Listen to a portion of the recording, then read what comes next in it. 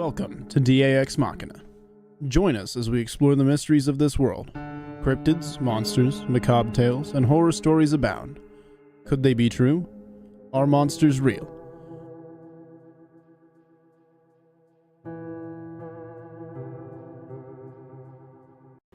Good evening, folks, and thank you all for joining us on another edition of DAExMachiNation. In the house tonight with me is Robbie Jed, aka Rip Rains, and we're going to do our best to entertain you folks tonight.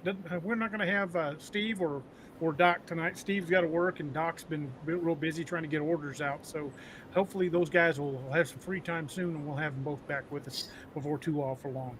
But without further ado, Robbie, how the hell are you, brother? I'm doing good. How are you? Doing wonderful. I understand you've got some interesting news for the folks at home concerning the status of a certain writing project you've been on.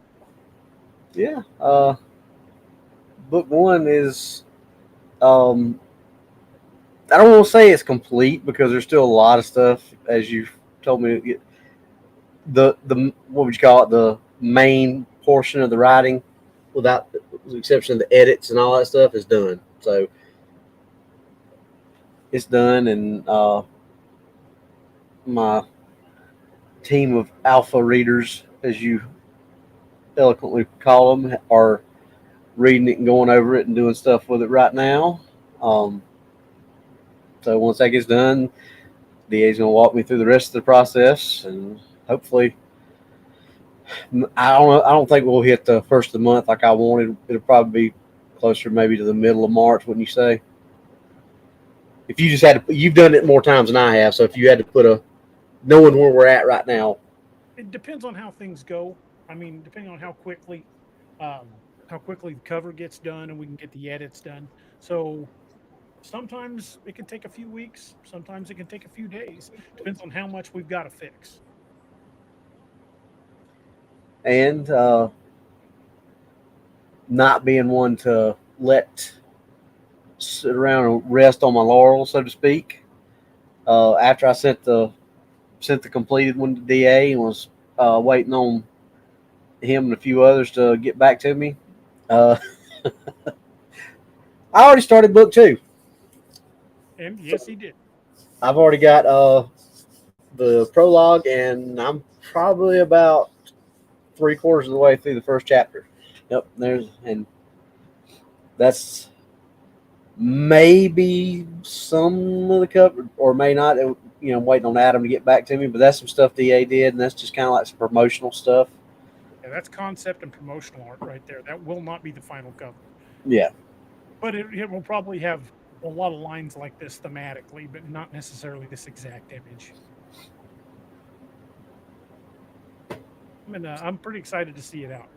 I mean, I'm really excited for you. I'm always excited when I release a new book, but this one's huge. This is your first book, so it's a big deal. So we're going to create some fanfare if we can, and hope you guys will help push Robbie's book into some high numbers on its debut. Speaking of high numbers on the debut, I wanted to share you. You got some good information too, or some good news too. Well, as you guys know, Dark Frontiers, Demon of Paladuro, within a few hours went to #1 in Western horror. Well, it's still #1 in Western horror, and it brought the rest of the series with it. If you look at #4, #5, and #6, those are all the other books of the Dark Frontiers series. So, this is up against some pretty good competition in here. Some names you probably recognize, but all 4 of the Dark Frontiers novels are now in the top 10 in Western horror, which to me is just astonishing. I love that. Thank you guys so much for making that happen.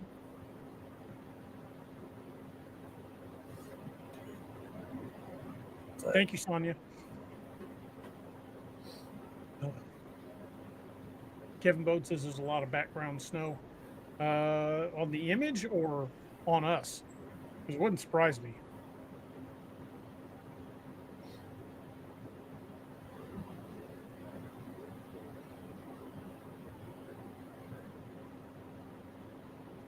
Sorry, was answering a comment real quick.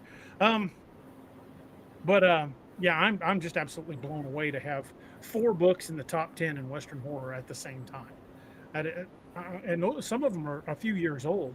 Also, this book, the new book, Demon of Paladuro, has only been out just over a week. It's already got over 100 reviews, 98% of which are 5-star. So thank you all for that. That is just absolutely fantastic. If you've had a chance to read it and you haven't left a review yet, please do, because every review helps. Once it hits 100, Amazon will start putting it in the newsletters and things like that. But the more it's got, the more they push it. Ooh,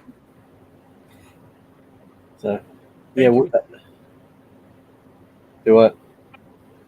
Estelle said it already scrolled up. I lost it. So congratulations, DA. Kay Bauer says, Robbie, I think Dusty Rhodes need to read the audiobooks. I don't know how that would take a lot of concentration, and basically you'd have to wine and dine with kings and queens and sleep in an alley and dine on pork and beans to get that done. If you know what I'm saying, if you will. Are you all hearing my mic okay? I mean, I'm keeping it pretty close to my face, but I've had 2 or 3 people already say that my mic is low. I will try to tweak it, but I don't really touch the mixing board. Noah gets on to me because I don't know what I'm doing. So I might go from blowing your eardrums out to being a whisper. Uh, I can't read the mixing board. Basically, it's dark in here. Basically, Let me light up the mixing board with my flashlight, and maybe I can adjust it. Sonya said there's a lot of background noise on your NDA. Like, that's weird because I've got Crisp up and running.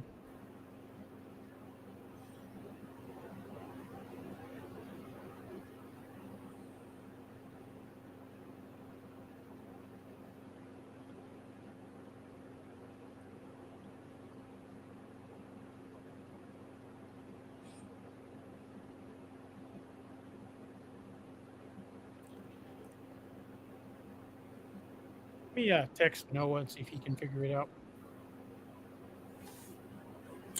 Let me do what Rodney suggested. He told me to turn my volume down so maybe everybody can turn theirs up because I don't know if this will work or not, but we'll see. All right, my volume's down.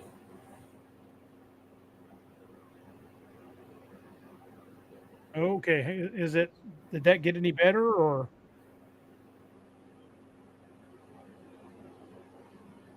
Hopefully it did because I don't know what else to do. Uh,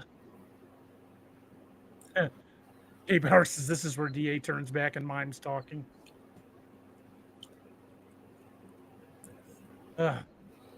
Hopefully that helps. I texted Noah, but I don't know if he's going to catch it.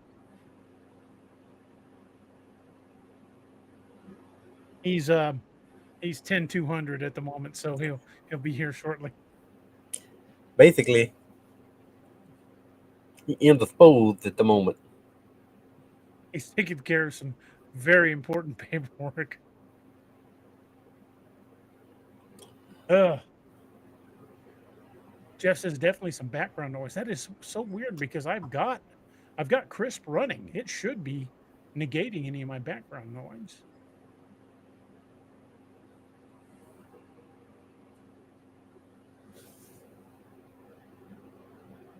I don't know.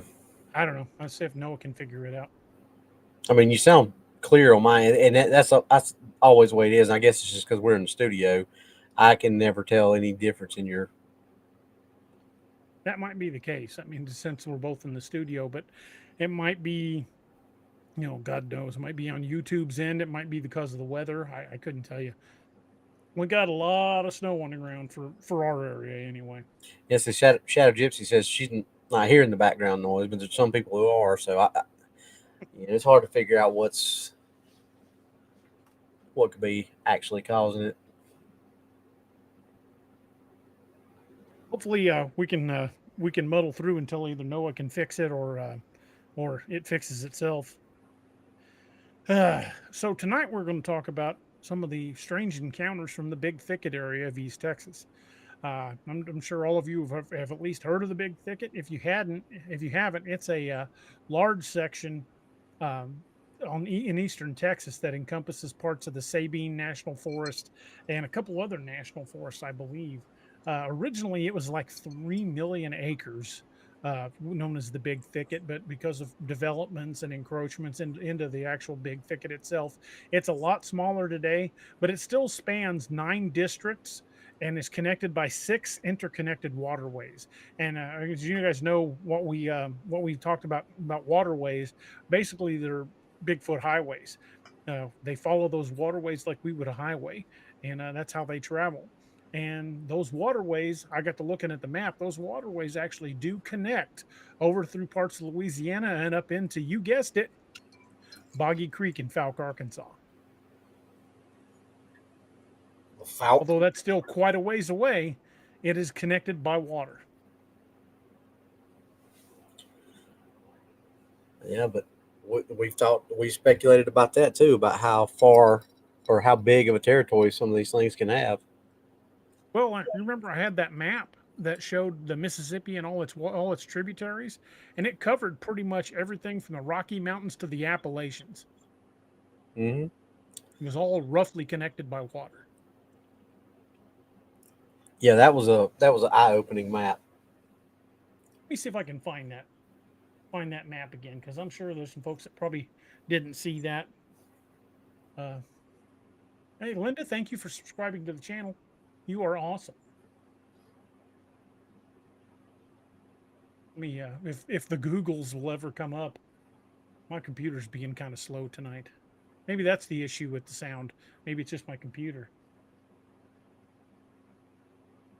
It should not take this long to open Google, and it is just kind of. Yeah, the Googles is being slow.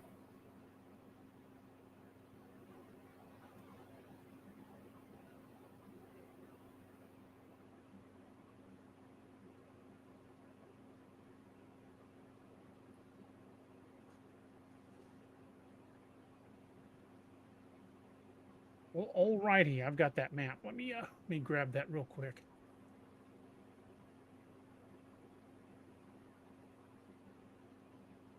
Gonna have to expand it and open it up. Okay, let me share the screen real quick. So, we're talking about the Mississippi River and all its tributaries, and this is like Robbie was saying, it's kind of eye opening when you take a look at this. This is the Big Thicket area right here, and all of that eventually flows into the Mississippi. So from basically the end of New York State out to the other end of Montana, and almost everything in between eventually empties into the Mississippi. I mean, that's, what would you say? Easily more than a third of the United I was States. about a third of the country. Maybe even closer to half. At least a third. And I'm sure it goes on up into Canada. Well, yeah, but this places. map can expand. But rivers don't stop at international boundaries. So yeah, definitely that stops there where Canada would be, but it would be a lot further up into Canada. Yeah. So I mean, so that's kind of eye opening. Yeah, That's I mean, a lot of waterways. It's no different than when we start talking about the size of the national parks and things like that. People just don't realize. I was having a talk with somebody the other day at the school, and the standard argument: how can something that big just be undiscovered for so long? I'm like, okay, well, there's enough unbroken country that has not been explored, or enough unbroken land in this country that hadn't been explored that you could hide some countries in. Like, what? So I went with I didn't even go with our big numbers that we ended up talking about later on. Right. I just went with our tried and true 88 million acres. Oh my! Yeah, but once we started factoring in like Bureau of Land Oh yeah, Management and state parks and public use areas and wildlife preserves, it yeah. became over 1 billion acres of You land can that is undeveloped. you can literally That's blow billion with a somebody's B. mind. You can literally blow somebody's mind with when you really start talking about that. I mean, because 88 million acres is enough to really make people say what. So when you start throwing in all those other things, and you get it up over the billion mark, a lot of Robert D people. says there's over 100,000 miles of rivers and over 7,000 caves in Missouri. And that's known caves. I would wager there's probably more than that. Looks like Noah kind of adjusted our volume. Thanks, buddy. Appreciate it, dude. Nowhere for Camo the Dad says, rescue. hate to dissolve the conversation, but I heard the Mississippi River called the Nile the other day. Very interesting. That is kind of interesting. Seemed Uh, like I heard Steve somebody Bland call it says the Brushy American Creek. Nile one time. I think Brushy Creek is in California. I think. What was that? What was that called? Where Patty was filmed? Was that Brush Creek or No, Bluff Creek. Bluff Creek? Yeah. Yeah, I was drawing a complete blank there. Chris Burkhardt says we got 3 million in Superior National Forest with very little activity. Well, Missouri, between the Ozark National Forest is mostly in Arkansas. It comes almost right up to the border with Missouri, but the Mark Twain almost runs into the Ozark. So between the two of them, they're about 5 million acres of just timberland, national forest. Robert E says, would it be the Mississippi with an N for the Nile?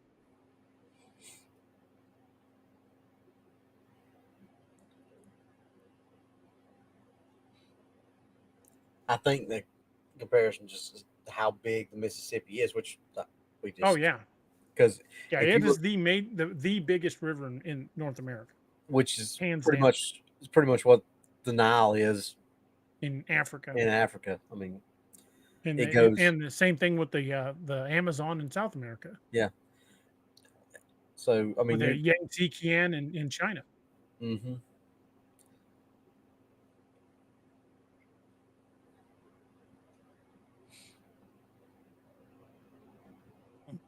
But how that ties into the Big Thicket is that is all heavy duty marshland. Uh, there's swamps. It's right up against the Louisiana border, so it's riddled with swamps. There's gators in there. There's every game animal you can imagine, pretty much. And there even have been reports of wolves being reappearing in the Sabine, which wolves have been absent for a long time. But I think these are the ones that are reporting are red wolves, not timber wolves, like it was once upon a time. But that being right up against the Louisiana border, we all know some of the Cajun legends coming out of there. You get the legend of the Rougarou. You've got Bigfoot sightings and Dogman sightings and things and other things that go bump in the night down in Louisiana. So it wouldn't take much for it to spill right over into the swamps of East Texas. A yep. lot of creepy stuff going on in the Big Thicket. Well, I mean, the everybody remembers the show Swamp People. There Mhm. was a lot of those alligator, or not a lot of them. There's two main ones from Texas that always come up there because it's not where their area was that they were from was not far from was Troy from Pierre Park, I think. So it wasn't far. I think they were like what 3-4 hour drive for them to Yeah, get there. something like I that. mean, you know, Don Donaldson says there's a brushy creek in Texas, and running right by it is Bigfoot Road. Wonder why they named it that. there's a Bigfoot Lake here in Pickens.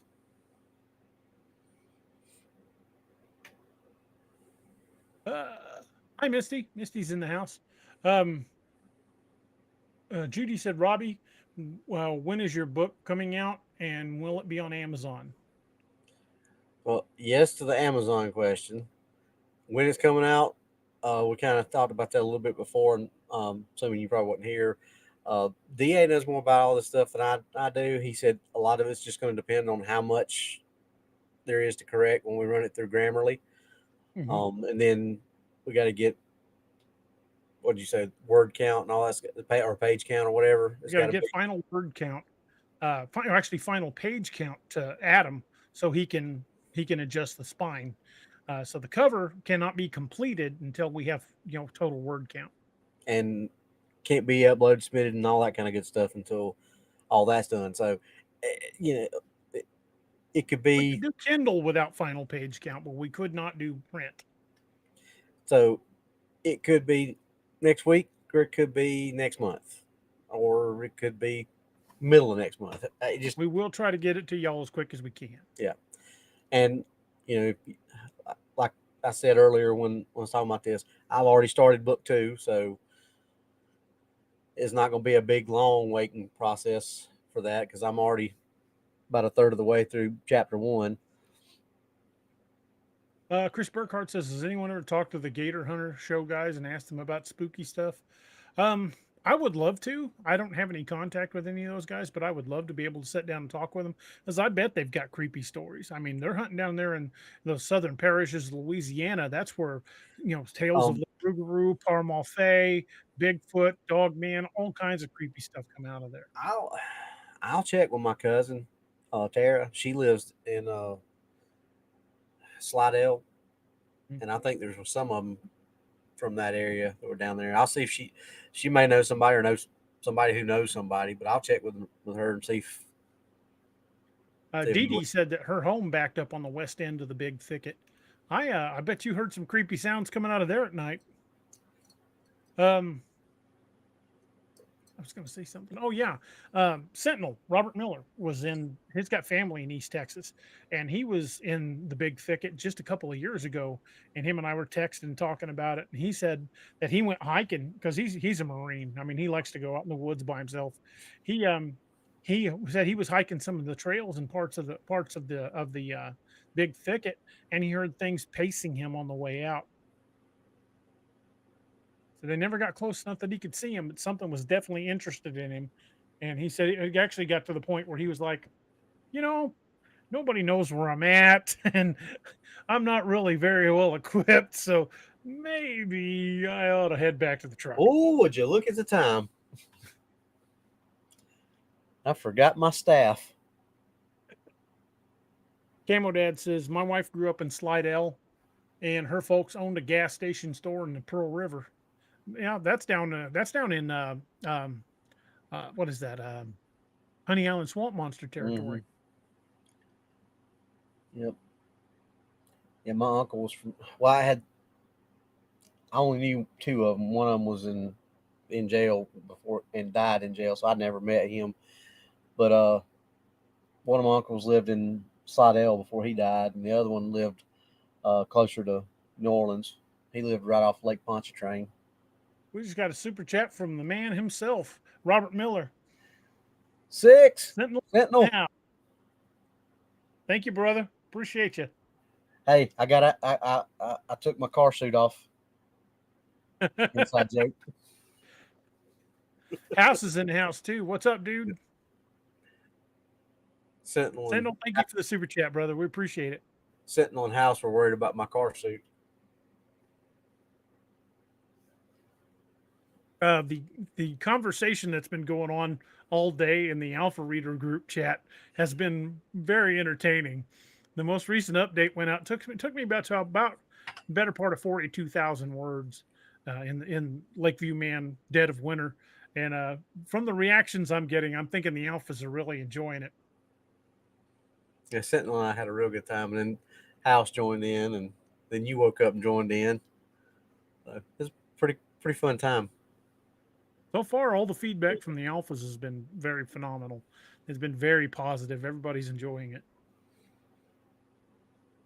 So I'm hoping I can try to get that book finished soon. It's like I said, it's around 42,000 words, so it's well over halfway done. And if I can keep sitting down and having 5,000 and 6,000 word days, it'll be done pretty quick.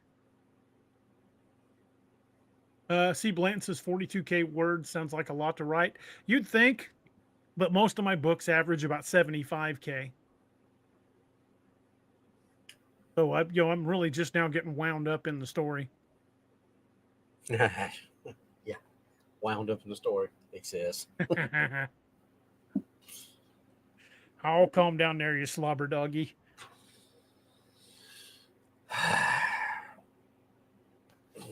What'd you say? What'd you say to me? The last person pissed me off. I shot him in the face.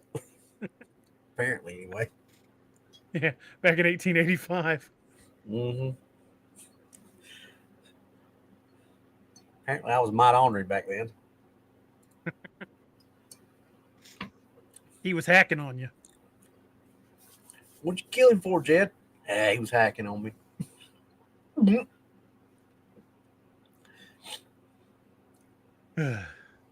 Because, you know, when... Miscellaneous Count Chocula. Oh, what you say, Sparkles? Yeah, I will say Jed's got some good one-liners in this one. There's a few characters get some good liners. This one. Yeah, but Jed's not really known for his one-liners. True. He's starting to come around and get some good one-liners. Jed's usually the one that just says, "Hey, where we going? What we doing? Who we shooting? Who we killing?" I guess he's been hanging around Margolin too much in the teams, and he's starting to get one-liners coming out. Well, that's not a great role model. Margolin, anyway. Not unless you like doing push-ups. I was about to say, though, who would be the role model in that situation, seeing as how Jed's a good bit older? I don't think Margolin would actually be Jed's role model. Good point. Of course, by the way, I mean, Doc's Jed's role model, which is probably not that much better. Probably not. Margolin, so. Arkansas Hog Gunner says, "Hey, dog, do you see the size of that chicken?" Cock-a-doodle-doo. Oh, we got derailed. Oh, well. Did we expect anything different? No, not really.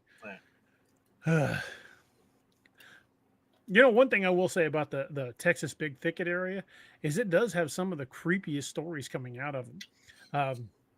Hell, even Cam set one of his, actually a couple of his Steve Lilly stories there, and my story has that's about Cam. It's called codename Wild Hunt Operation Lily. Yep. That's set in the Sabine National Forest, and I've got a short story currently in the works called Where Angels Fear to Tread, that is also set down there in the Big Thicket territory.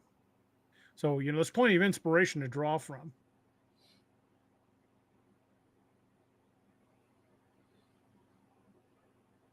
Chris Burkhardt says, "I'm so Margolin, I pushed Kentucky 5 feet deeper doing OSUT. Spent a lot of time in the lean and rest, did you?" I did as a young man as well, although I never got any rest in that position. I never understood why they called it the front leaning rest, because there was no rest. You were not rested, trust me.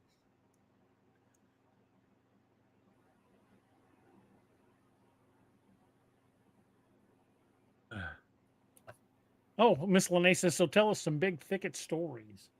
Well, you know what? How about I just read one? There's some great stuff right here along the border. Here, the first one I'm going to read for you guys comes back from 2019. Says National Forest Public Hunting Land at Sam Rayburn Lake. Says, "I have multiple reports to make. Bigfoot is living in the Angelina National Forest, no doubts. My husband grew up hunting there, but I've only been hunting there for the last 4 to 5 years. Geographically, it is on the Sam Rayburn Lake, piney woods with thick yaupon brush and public hunting area that's very secluded. We typically hunt between a dirt road and the lake. There are fingers of peninsulas of land." That kind of sounds familiar. All those fingers of peninsulas we found on Table Rock Lake is where we get the activity. "I grew up very close to the Big Thicket and spent my life in the woods, but I began to feel uncomfortable in there, unlike hunting or hiking anywhere else. My husband also noticed this feeling of being watched or hunted, as did a guest we brought with us. The first experience, my husband was sitting on the ground hunting for deer. He saw some movement far up in a pine tree. There were large birds, eagles, hawks, woodpeckers, etc., so that's what he expected it to be. But a head and shoulders peeked around and looked at him, outstretched an arm, and then it jumped to the next tree over. Then it proceeded to jump from tree to tree, approaching towards him. He It was a small woman slash large child size and too far away to make out much other than its shape, but it was clearly ape like. He left before it got any closer, and we left out of there for the day. No other experiences that year. That was 2016. I dubbed this general area Bigfoot's backyard jokingly. At this point, I knew he saw something, but I wasn't really ready to call it a Bigfoot. We no longer camped out there after that. The next year, I was in Bigfoot's backyard walking very slowly and quietly listening for squirrels. I was squirrel hunting, dressed in camo, and was closer to the dirt road than the lake. It was October and almost dark when I heard this growl, if you can call it that. It came from the thick brush about 50 feet behind me. It was the deepest, most guttural growl, grumph. We don't really have bear here that I fully expected to turn around and find a grizzly bear as loud as and deep as the growl was, but I didn't see anything. We left immediately. Later in November, my husband was hunting a few hundred yards from that spot, and something growled at him until he left. Deep guttural growling. This was 2017, and we no longer waited until after dark to leave our hunting spots. A couple of acquaintances of my husband. Hold on just a second. Sorry, I had to sneeze. Bless you. Thank you. A couple of acquaintances of my husband, a father and son, was looking for public land spot to hunt deer. He gave them a tour of the spots off that dirt road. These guys moved here from bear country, so let that be known. They had tree climbing stands, so no visible ladder from the ground. They go out there by themselves. They pick two Bigfoot backyards. They pick two spots in the Bigfoot backyard to hunt him. The son arrives first and climbs 30 feet up a tree, and it's the exact spot that I was growled at before. A little later, the dad arrives. He comes in, crosses a little creek right by the son, and goes down toward the lake. It gets quiet, and then the son heard something walking. He naturally thinks it's a deer. He watched a huge, dark, hairy creature walking upright on two legs, not just walk in the direction of where his dad went, but walk the exact trail he took. There isn't a phone signal in that spot. He told me he wasn't about to move in case it saw him. The dad was never aware he was stalked by Bigfoot and told me he felt. Hold on. Nope. Okay. This is getting hard to follow. Okay. Climbed up the tree. They should use some punctuation and actually make paragraphs. This is all one long paragraph, so it's kind of hard to read. That's what I hate about reading those encounters like that when they're not punctuated. It's like makes your brain. The dad was never aware he was stalked by Bigfoot and climbed up the tree and didn't see anything out of the ordinary. They never went back. I think that was 2017, November or December. This year, my husband went out there first and hunted in Bigfoot's backyard and told me he felt comfortable there. This lulled me into going back out there. I didn't feel comfortable at all. I heard strange whistling and sniffing noises, and the next time, loud, repetitive whoop, whoop, whoops. I declared the woods still had Bigfoot and few deer, and I wasn't returning anymore. So husband goes a few times by himself. One evening, he sits in a lean-to stand that's maybe an eighth of a mile from Bigfoot's backyard. It has a ladder and is 12 feet off the ground. This is a new hunting spot, and unfortunately, a Bigfoot hunting party stumbles onto my husband. He is facing a draw with a small creek and runs down to the lake to his left. The dirt road is through some sick yaupon brush to his right. Behind him and across the draw is thick yaupon brush also. They clear cut timber company land a few hundred yards ahead of him, although it's not visible from the stand. It's a Monday and he's the only human out there hunting. 5:15 p.m. November 18th, 2019. He sees the back end of a deer go into the woods. It had crossed the draw and had come in downwind and was heading toward the clear cut area. My husband was dressed in full camo, didn't spray scent killer, and had in fact gotten scented candle on himself. He hears a strange deep "halt" from the yaupon behind him and to his left. At first he thought it could have been a deer, although a strange noise for a deer. It makes a low growling noise and then starts moving back and forth in the brush, obviously big and heavy. Then it starts very loudly. This makes my husband very uncomfortable. Then it does a howl like a wolf, but cuts it short. like a 2-second extremely loud howl that just abruptly ends. Hair-raising howls. Another abrupt howl answers him from down the draw towards the lake, followed by 3 loud knocks, loud as gunshots. We assume they were tree knocks. Then the one closest starts talking in gibberish.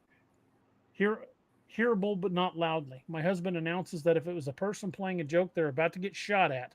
The gibberish stops and is replaced by an even louder growling as it advances toward him. He fires a shot from his rifle toward the growling because at this point he's fearful of being attacked. They start charging toward him. He could see the tops of the Yalpon parting ways. The loud growling and brush was breaking so loud. He shimmied down the ladder and ran for his truck, pushing his way through the brush. The 2 growling creatures stayed just a little bit behind him, all the while growling, breaking over small trees and just ripping up brush. They chased him to the road, but never stepped out. He ran to his truck and left. Based on these experiences, there are some facts that I truly believe. Bigfoot is a real animal, not a mythical creature. It's smart, hunts in pairs or groups, and is definitely a meat-eating predator. And in this area, deer and wild hog are plentiful. It has communication skills, although primitive. It has very good sense of smell that would rival that of any dog, hog, or deer. Their young spend a lot of time in the trees. They drive their prey into areas where it's easier to catch, like close to water. They most likely have scouts when humans are in the area. Their family unit is close by. They do not like humans to surprise them and will do their best to scare humans out of their territory if they deem them too close or too dangerous. And that is, I think, exactly why we keep getting so much activity down by Table Rock Lake, because every time we've went on one of those campgrounds, it's been out on a peninsula where it's easy to trap prey. Mm-hmm. Holmes Ferry, only thing on that peninsula. Joe Bald, out on a peninsula. Where we were at down on Blanc Road, essentially a peninsula because the river snakes around you. Yeah. All of that. Very thick area where it'd be easy to trap prey, especially if they went in the water.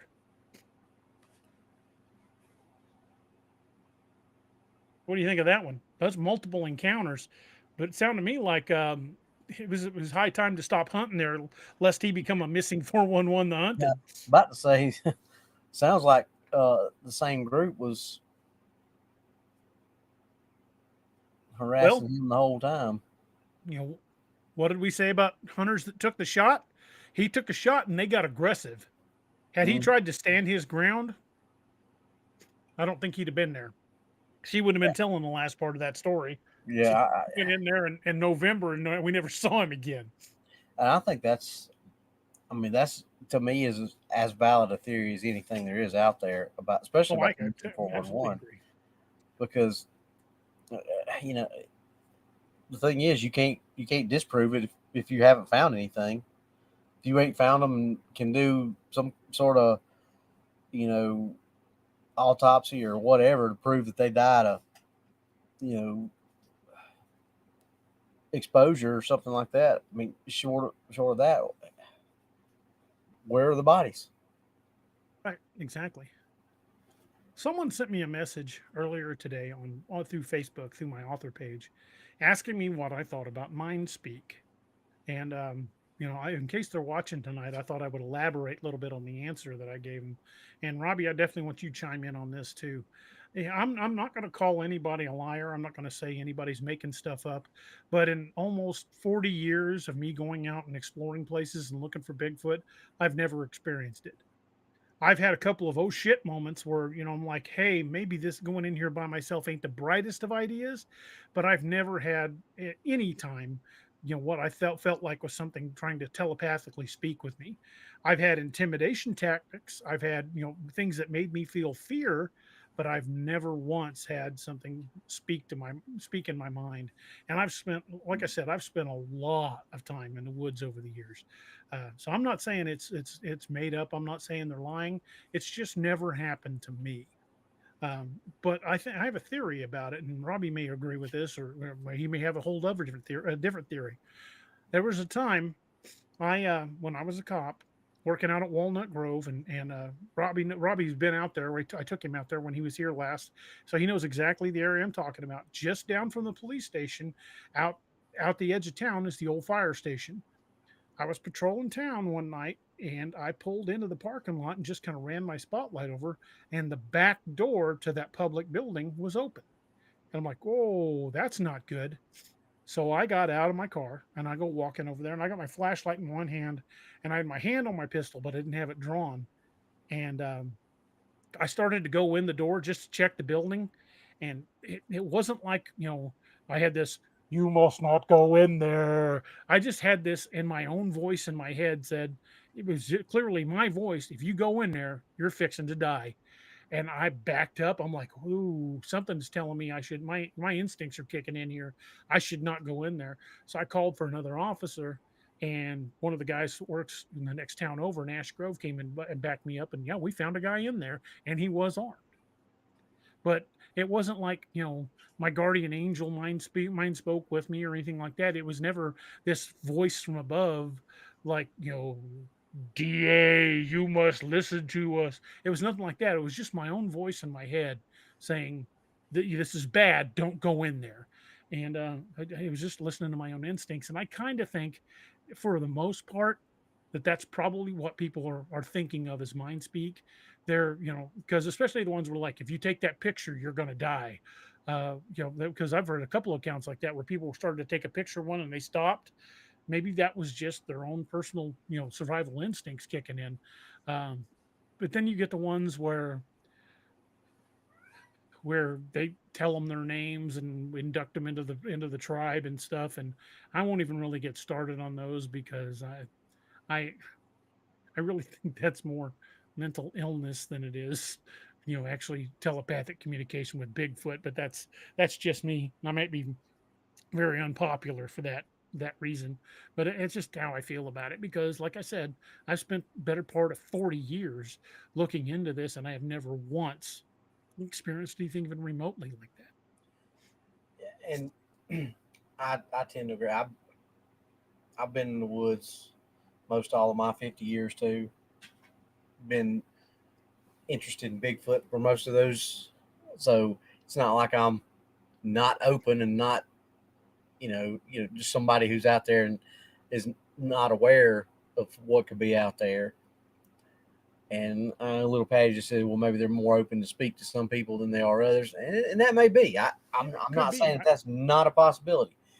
I'm speaking from my personal,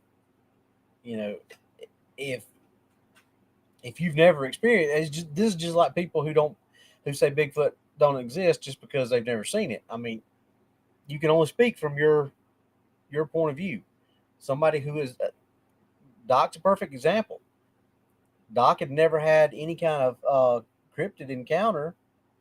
He believed they were there. He believed in them, but he had never had an encounter. So all he could say was, "Yeah, I've got buddies who have had some kind of encounter, but I've never had one." The same thing with me and supernatural. I've got buddies, DA and Doc, who've had supernatural encounters, but I've never had one.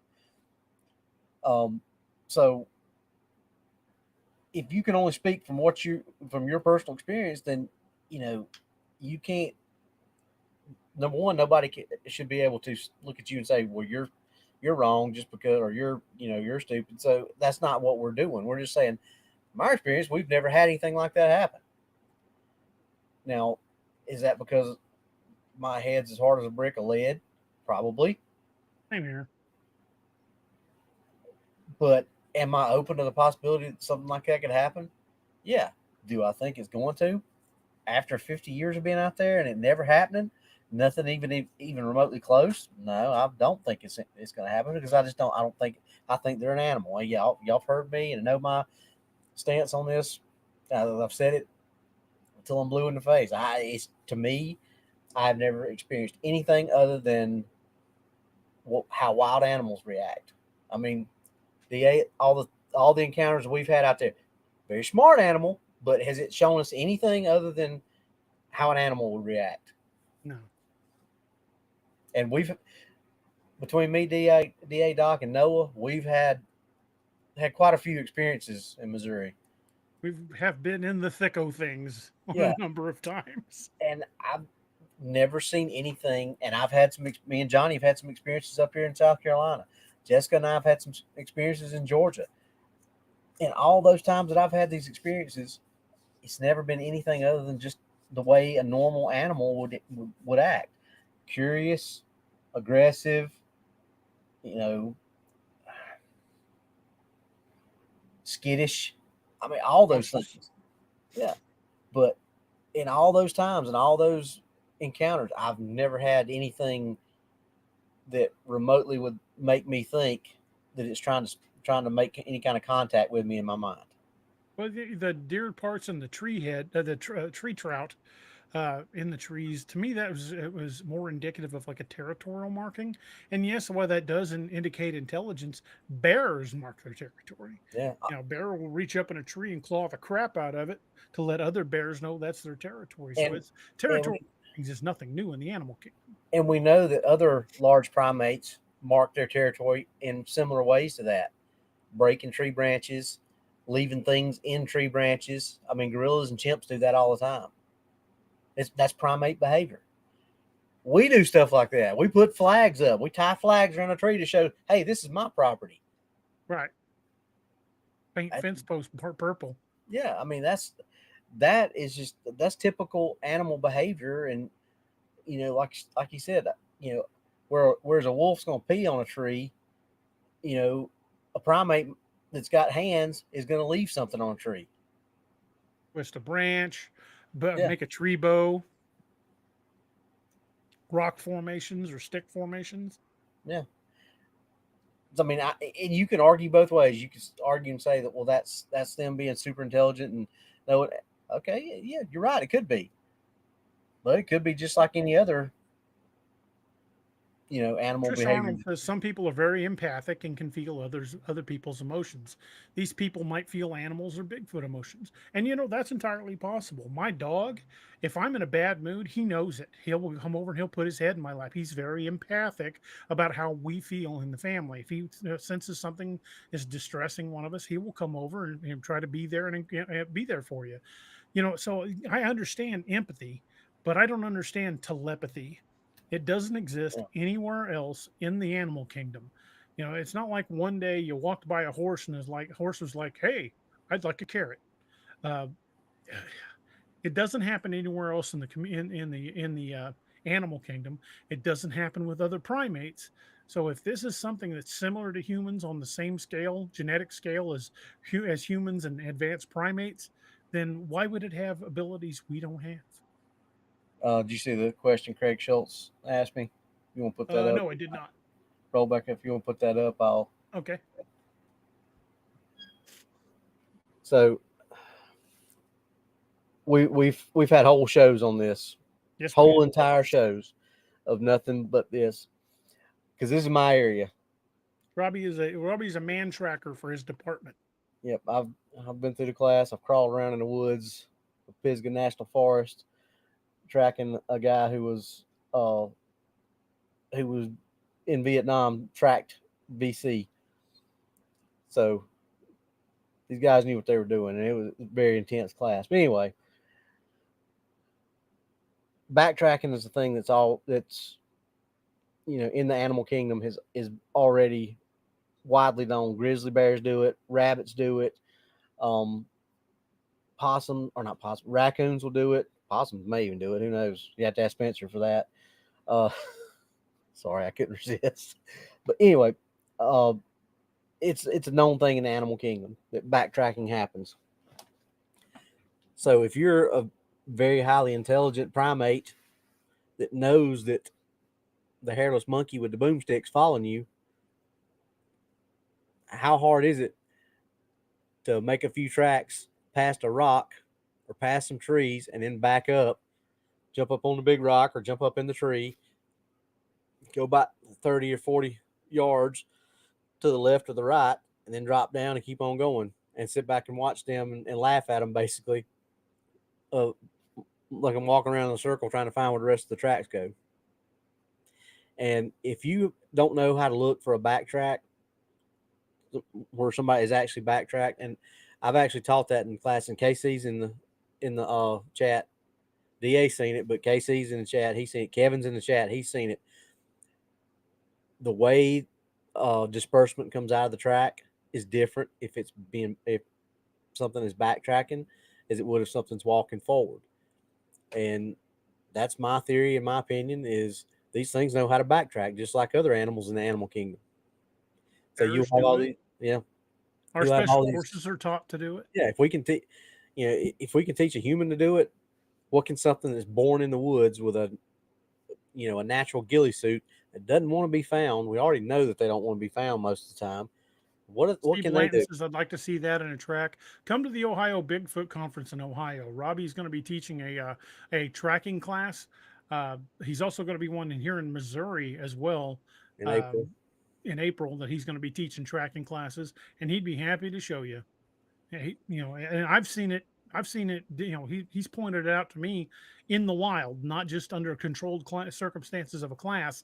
We found those very things in the woods, and it's pretty impressive because I've tracked a deer as a deer hunter most of my life, but I learned more in an hour hanging out with Robbie, him showing me what to do with tracks, than I ever learned about tracking animals.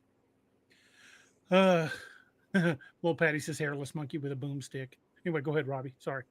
Yeah.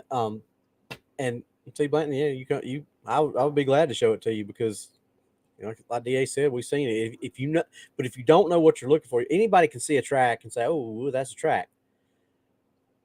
But until you know what you're looking for, I didn't know until I went to the class and was shown, okay, this is what it looks like when you walk forward. This is what it looks like when you walk backwards. Because that's part of the classes we had to discern. We first day of class, we were out on a softball field or a baseball field, whatever, and they were in the infield, and they drew a big box, and half of the team had to go over here and go into this little room where we couldn't see what was going on, and the other half of the team would go out there, and they'd give them a scenario, and they'd have to walk through the scenario, and then the team was in the dark basically would have to come out and look at the tracks and try to figure out what the scenario was based on looking at the trackways. That's all you do is you come out and you look at a big square on the ground with a bunch of tracks and drag marks and all kinds of stuff like that. And this is day one of the class, and you have to try to figure out what in the world transpired and come up with a story or a scenario that matches what you're seeing there. That was an interesting first day. And so. Just a guy, Yap says, DA adding to Trisha, what if there's some sort of chemical given off by Sasquatch that does that kind of a drag?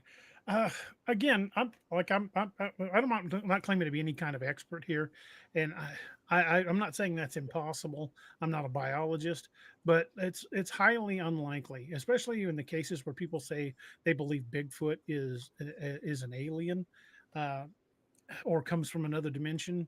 I mean, we only need to look at our own natural world to see where it exists on our own evolutionary timeline.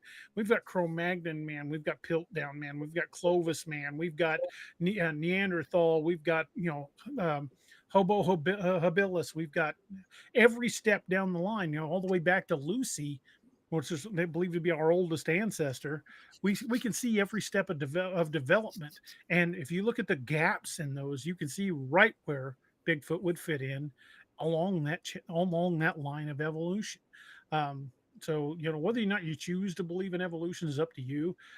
You can still have faith and believe in evolution because the evolution, something had to cause that to evolve. It's not just purely by chance. So I can still believe in evolution, because these things existed and the fossil record shows creatures like this existed. Um, it's not that big of a leap of the imagination to see that it fell off the evolutionary path somewhere long before we did, as we continue to evolve into Homo sapiens. But that's why I have so much trouble believing it when people talk about them coming from other dimensions or them being brought here by alien spacecraft, because we really don't need to look to that kind of fantastical explanation to find a logical one. And if anything in my law enforcement career has taught me, the most logical explanation is usually the right one. Irene Duet says bears backtrack people all the time. Yes, they do. Mm-hmm. When more than one grizzly bear hunter up in Alaska has been tracking a grizzly only to have it come up behind him. Yep. There's a reason in some of those old cartoons where you see somebody out there doing the little hunt and watch the tracks, and all of a sudden it'll move back out, and you'll see the bear walking behind them, and all of a sudden tap them on the shoulder. There's a reason that little cartoon was made. It's because that happens. Just a guy says DA to add, it could be something with tolerance levels to the chemical. Everyone has a different tolerance to stuff like alcohol. Again, I'm not going to say that's impossible. I'm not a biologist. I can't explain that. I can't just simply go, no, that's not going to happen. It doesn't exist. So I can't say, on a biological level that's impossible. However, it does not exist anywhere else in the animal kingdom. Plain and simple.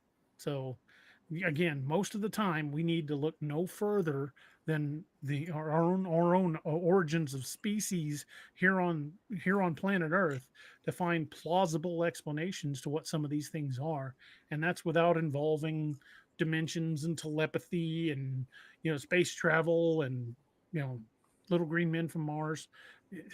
Sometimes it's just what it appears to be.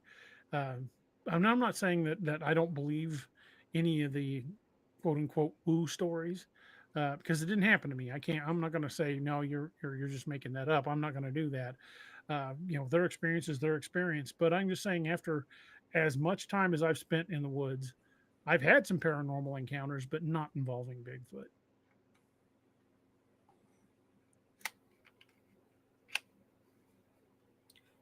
Yeah. And like, to expound on what DA was saying, anybody that has watched us for any length of time will know that we always say this stuff very well we could be wrong in what we're saying. We've said that multiple times, and we'll continue to say that. And inevitably somebody will still, but so no, none of us are saying that this can't happen. Everybody's entitled to their opinion, and because that's what all these are, their opinions. Nobody knows for sure. Nobody's an expert on these things, no matter what they tell you, no matter how many TV shows they've watched or how many books they've read. There's nobody out there that's an expert.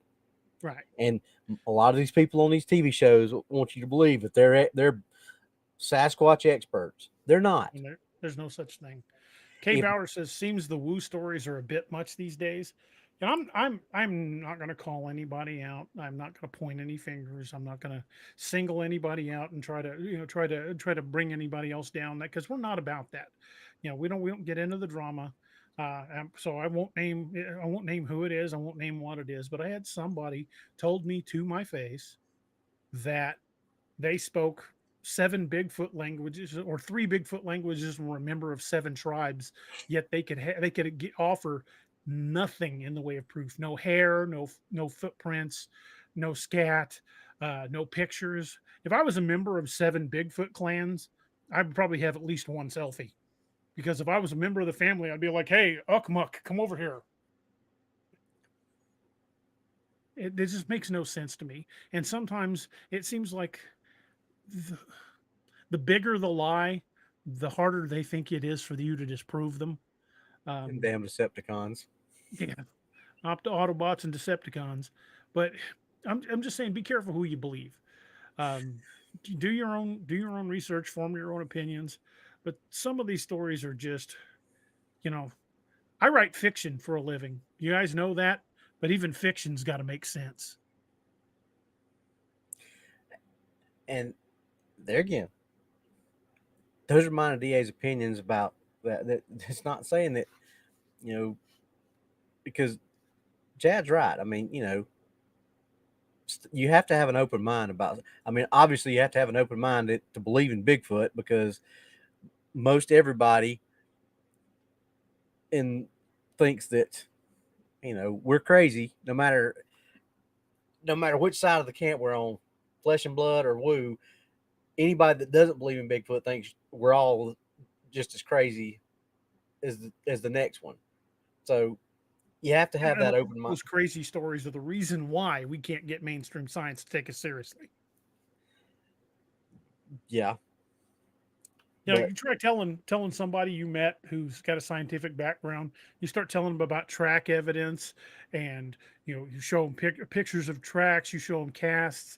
You talk about behaviors you've observed. You talk about what you believe they're feeding on. You start giving them legitimate details, and then some schmuck at the convention goes, "Yeah, and one time Bigfoot told me that I was a celestial child, and that I was adopted into his family, and I was going to go to Mars." And then the guy, you can just see the guy's face just glaze over that you were actually having a scientific conversation with, until whack-a-mole came over and started spouting nonsense. and we had somebody at the last conference that we were at. Justin, they only have consensual with snowmobiles, just Right. purely consensual. But we had DA and I had somebody, and there were several people, a couple of them that are in this chat. There were several people up there sitting out there with us. And this guy's story it was like it started here, and then it went here, and then it went here, and then it went here, and then it went here. And by the time he was done, I'll oh my God, this would be a movie. I mean, Or you hear the person tell the story, and then you see them at another convention and they tell the story, but it's different this time. Those are my favorite, but they can't keep their details straight. but I mean, that story had everything from murder and thievery, and I mean, it had all the high notes. Government conspiracy, the government- Illuminati showed up. Yeah, it was all kinds of stuff. Turned out it was all just ET. He done it. Bill Patty says, DA, a friend of mine asked me about the sightings around the military bases. I can only remember two, Fort Leonard Wood and Whiteman. Do you remember off any of the others in Missouri? There's been a bunch at Fort Leonard Wood. Because Fort Leonard Wood is actually butts right into the Mark Twain National Forest. And there's been some weird things happen on Leonard Wood that there's just simply no other way to explain. We've had guys chased out of bivouac sites. We've had entire platoons of soldiers say they saw something big and hairy walk through their bivouac site at night. Yeah, that's happened. But there's an old like Army Reserve base down near Joplin. There's stories from down there. There aren't that many military bases in Missouri anymore. Richard Gebauer used to be open. And I've heard stories about that. Whiteman's had their security personnel has had a number of encounters along their perimeter fence. But Leonard Wood seems to be really a good area to find a lot of those reports. And it's not just one or two. We're talking about dozens over the last 30, 40 years. Good old Fort Lost in the Woods. Dang right. And you don't want to get lost in the woods around it.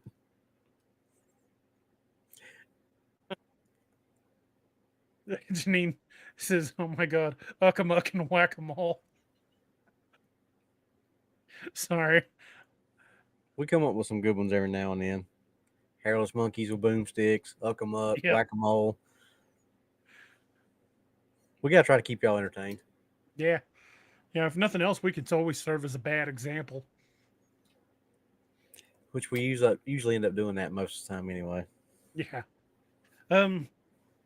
Let's see. You guys want another one? Another encounter story? Sure. Here's Are hoping you this doing one that? isn't quite as long. I'm going to step away a quick second. I'll be right back while you're reading this one. All right, not a problem. Oh, this one's pretty short, so you better hurry. I'll hurry. Okay. This is from Jasper County, Texas, which is not quite in the Big Thicket, but it's right up close to it. It says I was driving. This was from 2014. It says I was driving to work this morning on a long stretch of road, County Road 32, 20 miles from Jasper, Texas, and saw in the distance a black object I thought to be a wide or two-seat ATV on the road. This is not unusual, so I didn't think much about it. As I got closer, I went to the side of the road. It went to the side of the road, not unusual for ATVs either. I slowed down because I was approaching what I thought was the ATV, and it went into the ditch. As I approached, a big black thing stood up, lifted its leg, and crossed a log going into the forest. It had been bent over until I got close to it.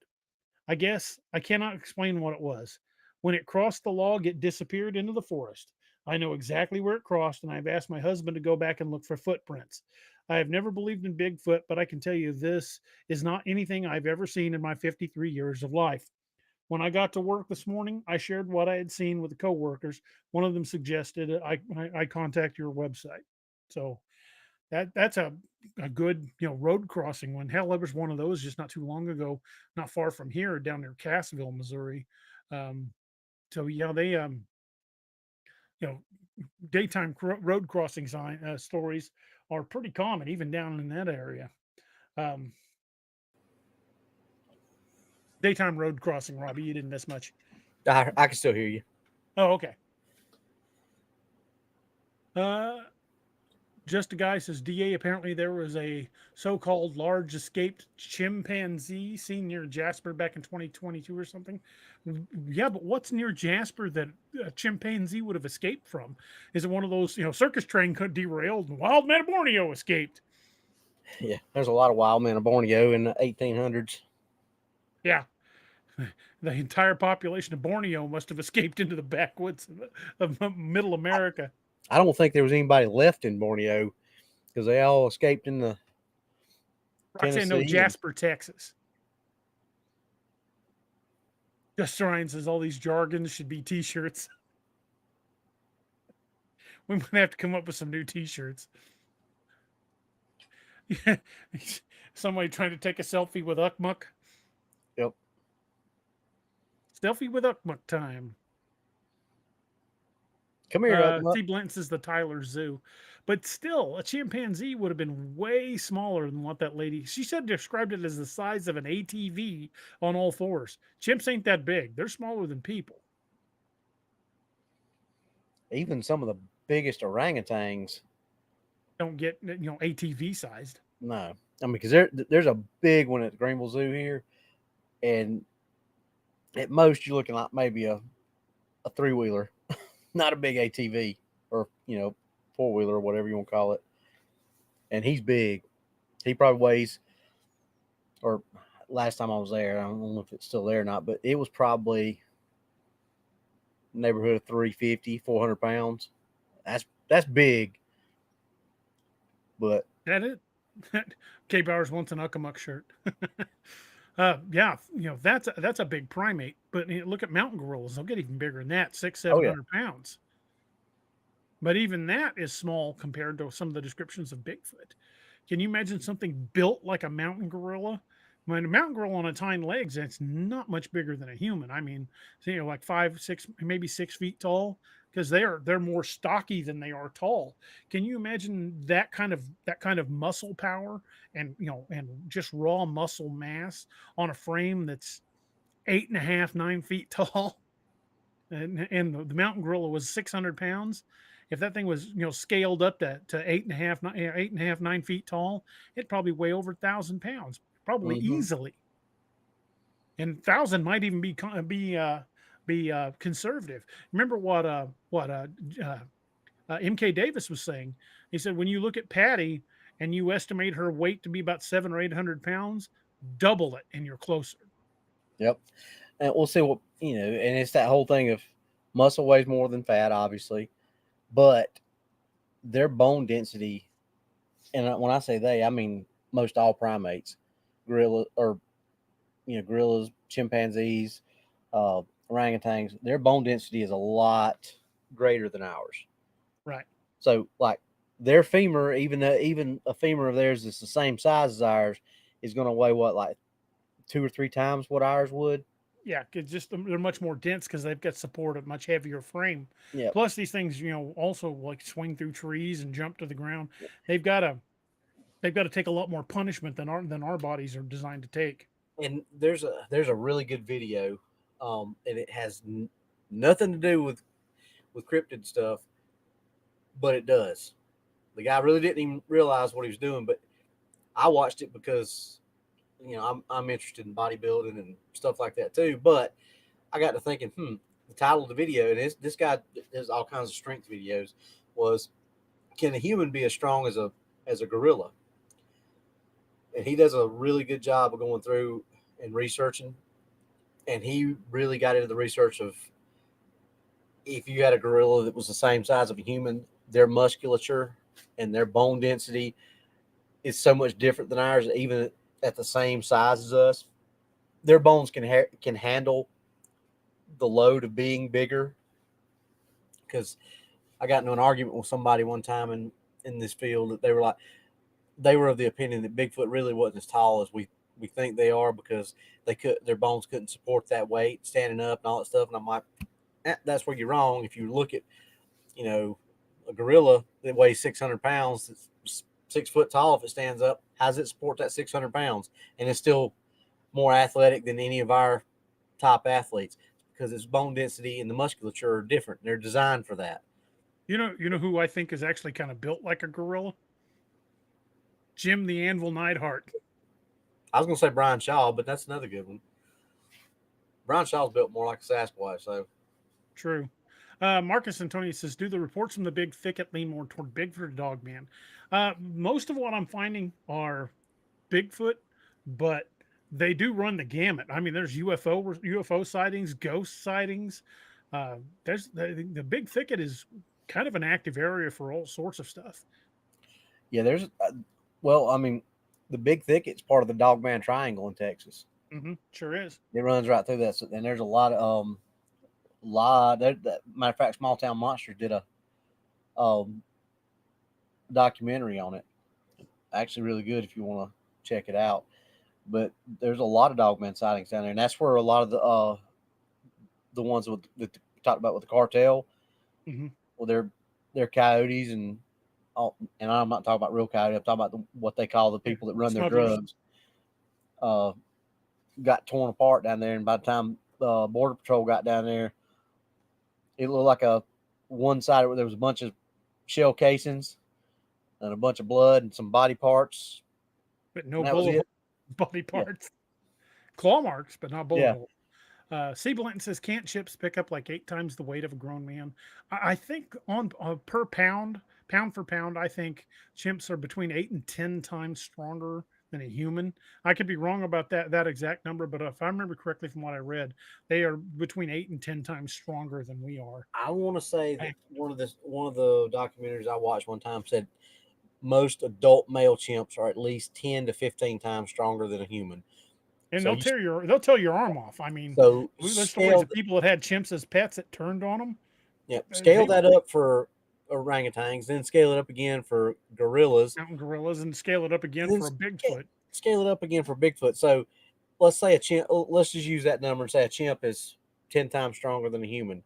You'd have to think an orangutan's probably at least 5 to 10 times stronger than a chimp, which is 15.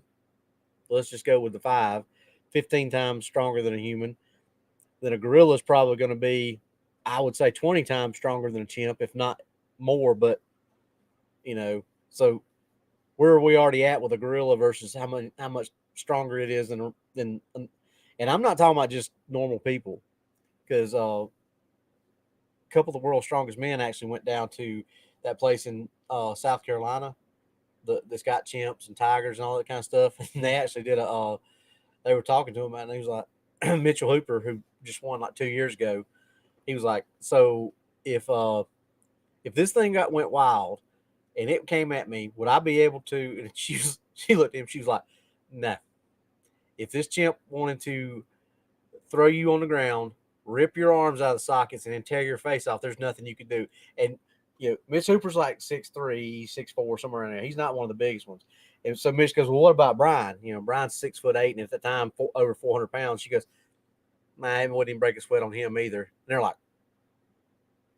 and it would blow your mind to think that Brian Shaw could not stop this little bitty chimp from doing what it wanted to do to him. But they were like, nah, there's nothing. If a chimp got pissed off, there's nothing you can do. Now, if a chimp can do that when he gets mad, what could a gorilla do to you? Versus what could a Bigfoot do to you if it got mad and wanted to?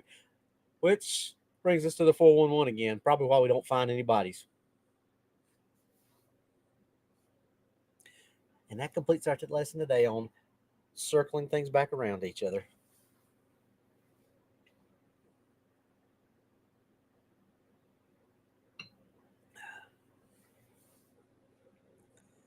Well, even if, like Nathan was saying, he says that a chimp is exactly 1.5 times stronger than a human, which it means it exerts 50% more force. But even at that point, they also don't have that receptor in their brain to stop you from exerting so much force you hurt yourself. They don't have that. They will keep going even if it kills them.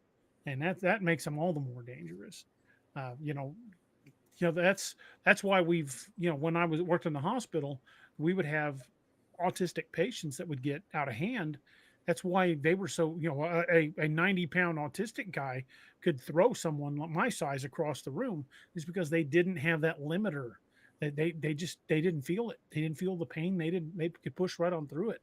So when you don't have that limiter that tells you stop, you're about to break your own bones, what you can accomplish is unbelievable. And animals just don't have that.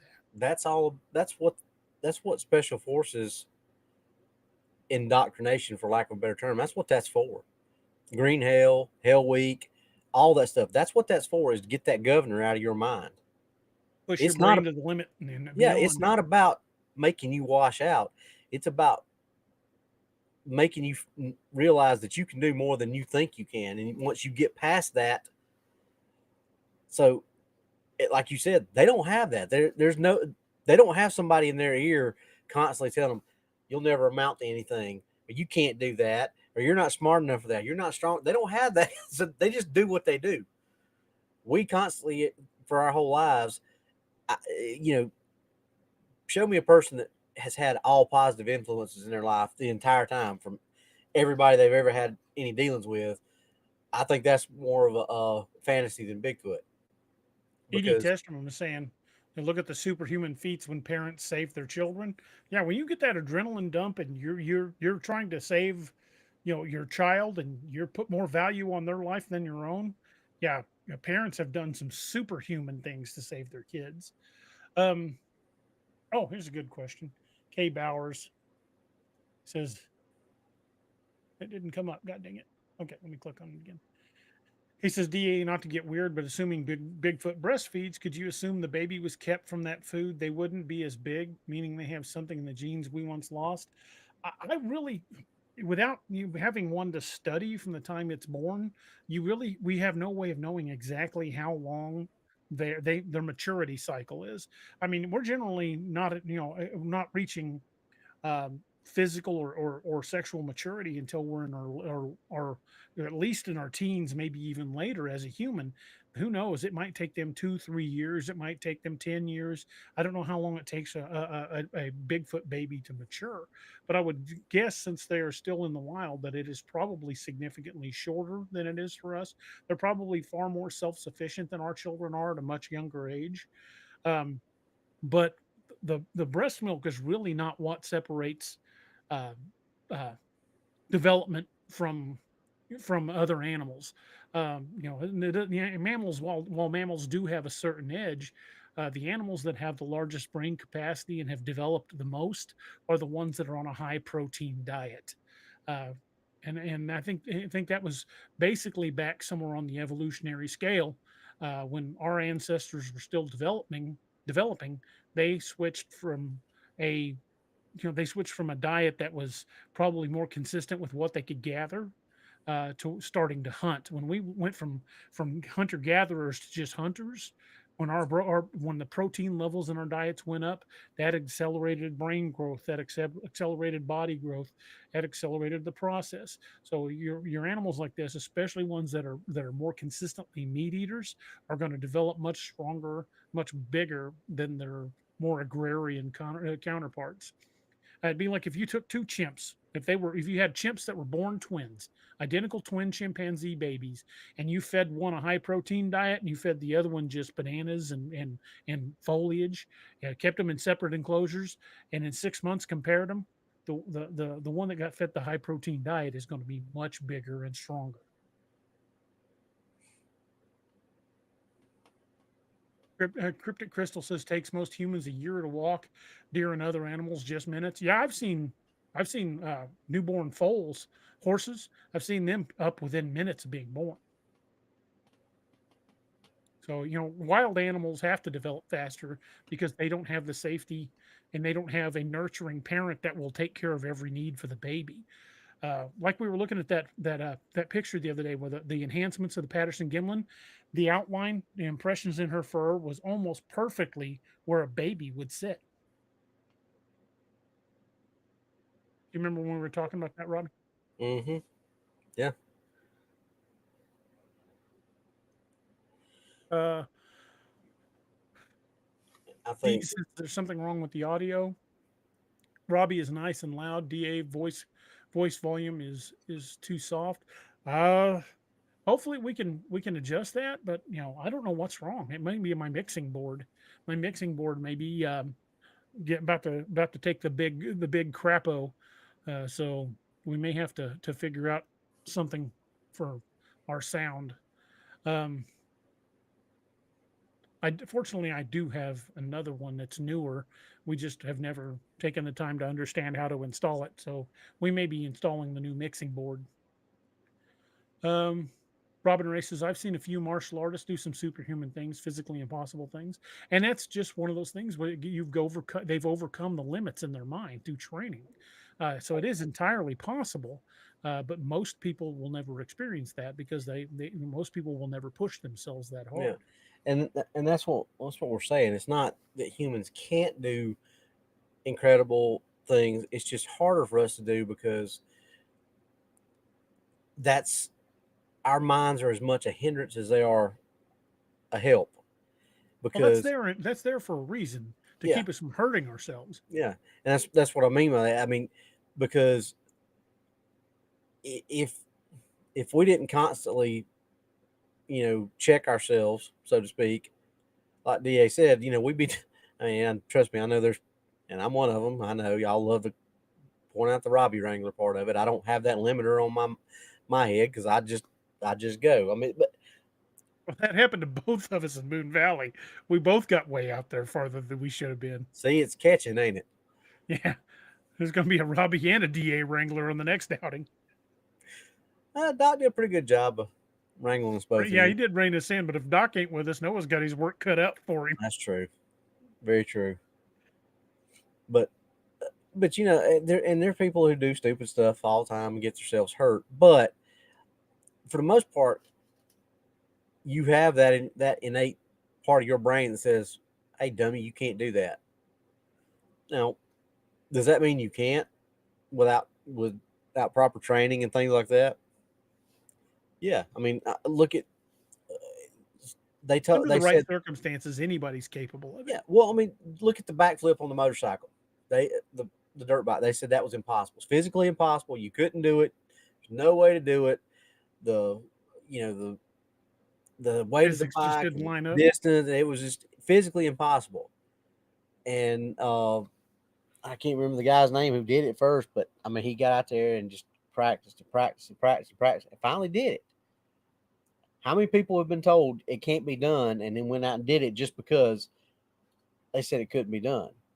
And I mean, that's not just physical stuff too. I mean, they told Dana White that he'd never make the UFC what it is. And look what it is.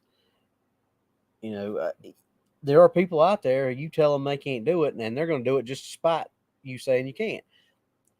They're going to do it or die trying. Yeah, but that's not a trait that every single human being has.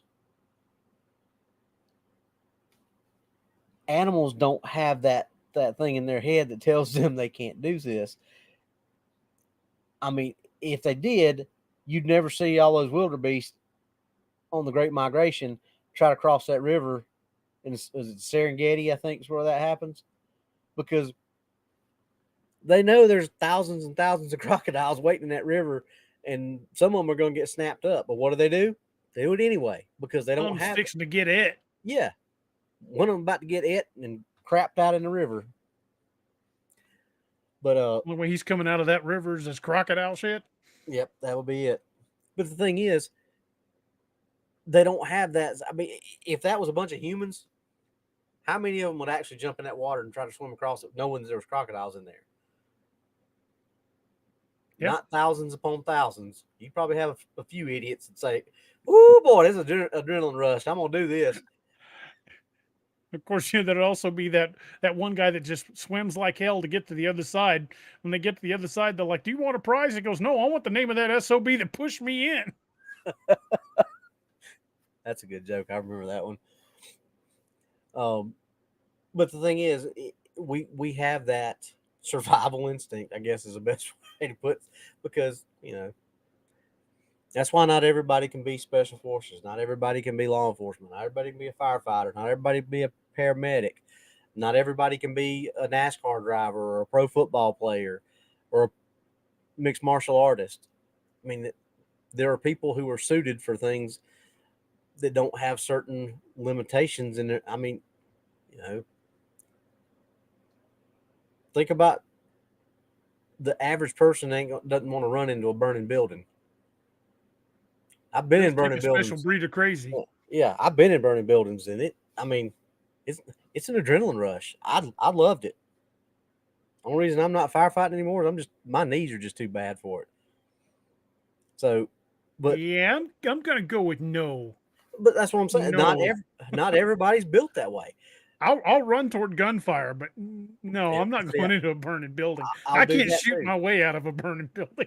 See, I'm wired double wrong or double crazy because I do both or did both. But not everybody's wired that way. The first structure fire I went in, I was scared to death. But once I got in there, I was like, "Oh my God, this is cool." Robbie, I know. You're just you're I'm just Jed. nuts. I'm Jed. That's like. Now y'all understand why he writes Jed the way he does.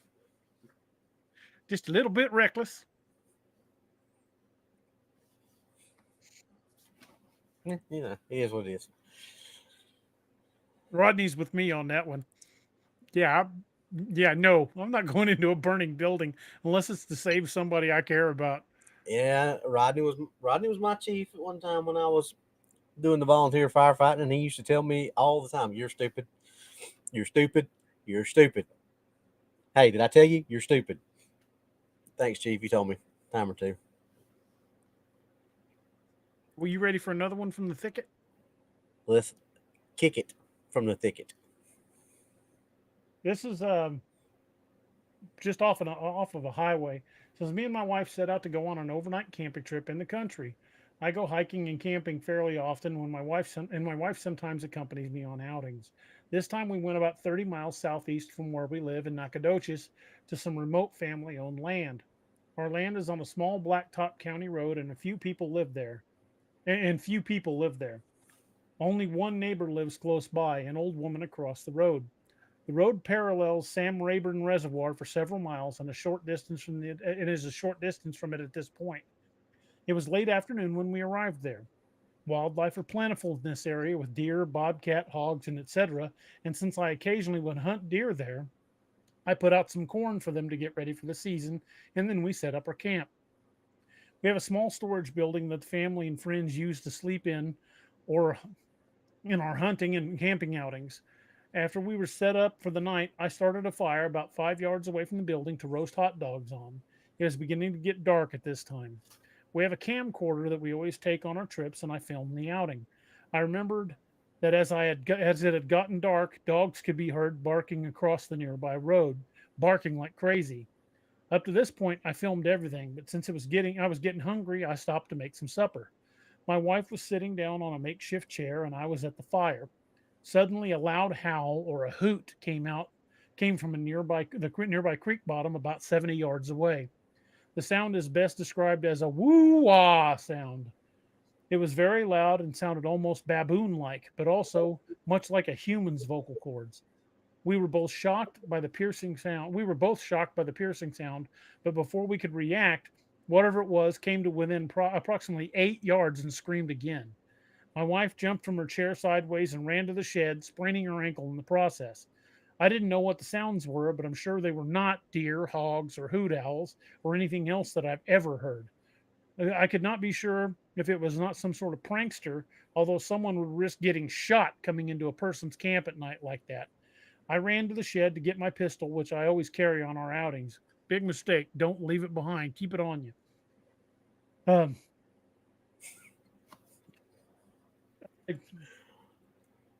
to the shed to get to my pistol that I always carry on outings. All the while, the animal screamed the same sound in rapid succession, about 7 times in all. The sound emanated from behind a pile of tree limbs placed there on a previous outing. I went to the edge of our camp and shined my flashlight into and around the pile and held my pistol ready, but no more sounds were ever heard. I couldn't see any eye shine in my flashlight beam either. Even though we were a little unnerved by the event, I planned to go ahead and make our beds for the night, but my wife's ankle was beginning to swell and she was in pain. So we packed our things and went back home. I've gone back a few times since then, but I have not noticed anything strange. So if it wasn't a Bigfoot, fine. I just don't know what it really was. All the experienced outdoorsmen I've talked to about the sounds said they've never heard anything like them either. Also noticed dogs across the road were barking like crazy for about an hour up to the time the sounds were heard. The dogs barking was in the direction that the hollering sounds began from.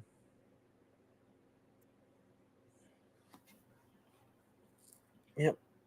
Don't leave your firearms behind, kiddies. Yeah. Yeah, there's a reason they have this little neat invention called a holster.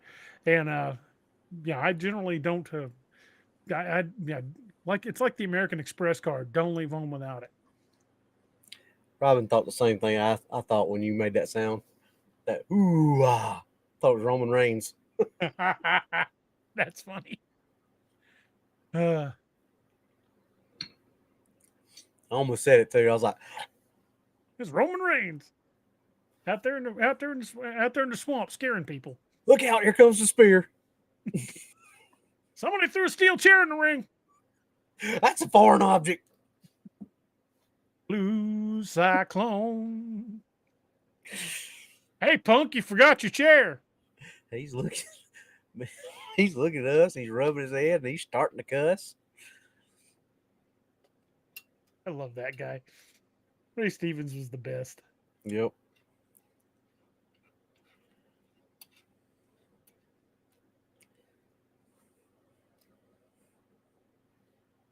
Let me see if there's any more from right there. Oh, here's a good one. This is from just a few miles from the last one. A man recalls daytime sighting 30 years after he was a seismic hole driller for Angelina National Forest. You know what drilling seismic holes they do, right? They're sounding for oil and other deposits. I thought you said a seismic hole driller for Angelina Jolie there for a second. I was like, then you asked what it was. What it was. Like, yeah, that's a whole different encounter story. That Brad Pitt or not anymore? No, he got fired. Yeah. Apparently, there was seismic activity in another quarter she didn't care for. Well, that's neither here nor there. Yeah. Yeah, Angelina County, Texas. Says we were off the roads on all-terrain drilling vehicles doing seismic work 2 or 3 miles from any road at location above. I was doing seismic drilling in the Angelina National Forest for several weeks. Late one afternoon, in an opening, we decided to stop and take a break on the upper end of an open area in the thick woods. It was quiet when I saw something large and dark brownish stand up and walk away from me. It was approximately 100 yards away. It walked 20 to 50 feet, then descended into a ravine. It looked to go down on all 4 legs as it went into the ravine, and then it was gone. I thought it was a bear, but the chances of seeing a bear in 1979 would be slim. The animal walked on 2 legs. This only lasted for a few seconds, 10 maybe. I turned to my coworker and asked, "Did you see that?" He said, "Yes." "What the bleep was that?" I have thought about this for several years in my mind's eye, and I can still see the animal walking away from me to this day, 30 years later. It does, seeing something like that does have a very profound effect on people. Oh yeah, I to this day, I can still see that image from my stand. I am standing in my great grandparents' house and looking out that door. Like right now, I can perfectly clear see from my eyes, from my vantage point, and I can kind of pull myself out of there, like kind of like pulling yourself out and looking above. I can't quite see myself, but I can see that whole area. It's just it'll never leave.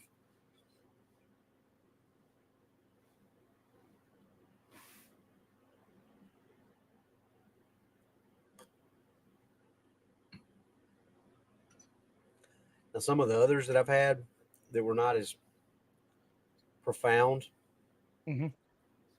I can't. I mean, I can remember them, but not that vividly.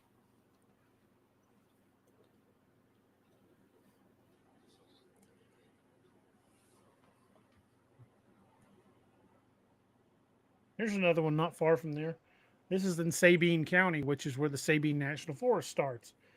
Approximately halfway down Toledo Bend Reservoir, unknown exact mileage from the nearest town. Reported this on behalf of a friend of mine who wishes to remain anonymous. While fishing from a small boat close to the shore on the Texas side of the Toledo Bend, what's DR? Toledo Bend DR? Drive. Well, if it's the name of a road, drive maybe, or Drive, but maybe, but it's D period R period. oh, I don't know. Close to the shore on the Texas side of Toledo Bend Dry Reservoir, or I don't know. Something. Noticed a strong, musky fecal odor for several minutes before actually seeing anything. The shore sloped gently up from the water and was covered with short grass. This offered an unobstructed view to the trees, which began growing approximately 20 yards up from the bank. These trees were short, approximately 5 to 10 feet, and spread far apart. Oh, DR was the guy's initials. Oh, okay. DR cast his line into the shallow water toward the bank, and that's when he noticed what he thought was someone watching them from the tree line. He also noticed that the creature was attempting to hide behind one of the short trees. It was very still and did not move for several seconds, reckoned to be 2 or 3 minutes. At that point, the creature stood up straight. It had been semi-crouched behind the tree, walked into the open, and looked directly at the boat. And then it turned and walked slowly up the bank and into the heavier trees. The distance was later estimated to be 60 to 70 yards before the creature disappeared into the forest. He described the creature as being 8 to 9 feet tall, covered with the exception of the face with reddish brown hair. A companion in the boat noticed the smell but never saw the creature. Hmm. And There's that's, a yeah. there's a lot of stories with smells like that nothing but the smell. I mean, so I guess that would. I mean, I guess we can classify smell as a physical encounter for our. Well, especially if you can't identify what that smell is. I mean, yeah, there's a certain TV show, Finding Nothing, but Found every nothing. time they smell a skunk, they're like, "You smell that? It smells like a skunk. It smells like a skunk. Must be a Sasquatch." Odds are good; it's probably just a skunk. But if you smell something you can't identify, that's something else identical. Especially with the description of like, wet animal mixed with feces. That isn't normal when it comes to smelling like a bear or something because they have kind of a musky smell to them. But sometimes a skunk is just a skunk.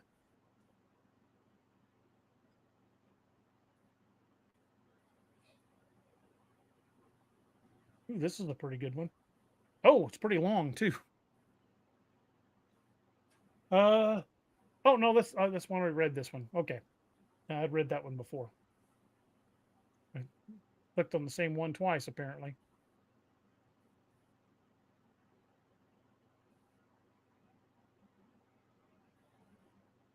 Okay, this one was in Sabine Parish, Louisiana, just across the line from Sabine County, Texas. Still in the Big Thicket area, but it's across the line into Louisiana. It says, I will tell about my visual sighting. I do have an ongoing encounter with many sounds and odor encounters, which happened the same way I had the sighting. It was a winter night, about 2200 hours. I took my dog out. We were outside about 10 minutes when I saw a creature standing about 20 to 25 feet away. That's pretty damn close. It was next to a small building with the woods behind it. There was a street light 50 feet behind me. I know it was not my shadow. My shadow stopped 10 feet short of its feet. As we looked at one another over the dog, I just wanted to go inside. At this time, I heard a noise to my right, and I turned to see what it was. I saw nothing. I turned back, and the creature had turned to look also. The smell was like a wet deer, but 10 times worse. The creature was around 8 to 9 feet tall. Dark hair covered its body, and it seemed to get upset because I did not run. It took a type of defensive posture and looked me up and down. The mood seemed to change. I thought it might charge. At this point, I went inside and let the dog go. Went inside and let the dog go. Got my handgun and went back out, but it was gone. However, I could still hear him in the woods. It was again about 8 to 9 feet tall and at least 500 pounds. The shoulder span was around 4 to 5 feet. It had to be had to be a large male due to the way it acted and its movement and way it presented itself. I say this from many years of hunting and just watching wildlife. The next day, I found a single print that was about 5 inches wide at the heel. This was the best part you could see. It was about 18 to 20 inches long. I feel there was only one due to the fact that we had no rain for weeks. The night was dry and clear. There was no wind or clouds in the sky. I have no doubt what I saw. I know what all the local wildlife looks like, including the rare black bear that comes along. I would be very interested in speaking to someone from your group. This has been going on for 3 years and it's not slowing down.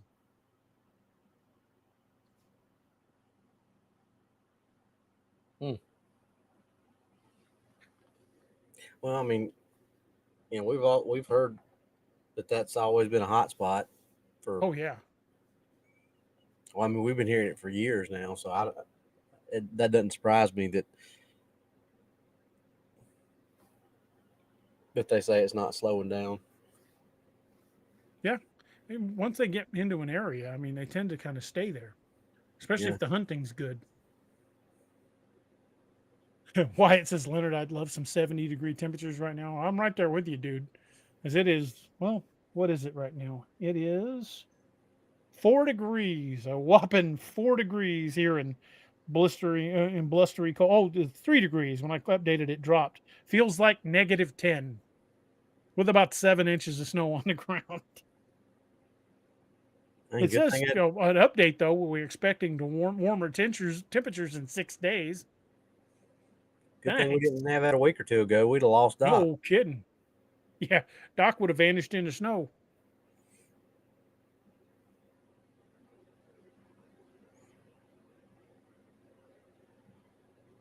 Jennifer Lee says Dawn dish soap and hydrogen peroxide work good for a skunk.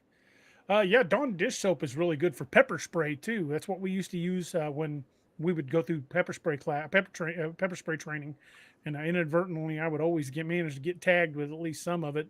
But Dawn's really good at breaking down the oils, and that's what's in pepper spray. It's the oleoresin capsicum oil, and once you break that up and get it off of you, then you can start recovering.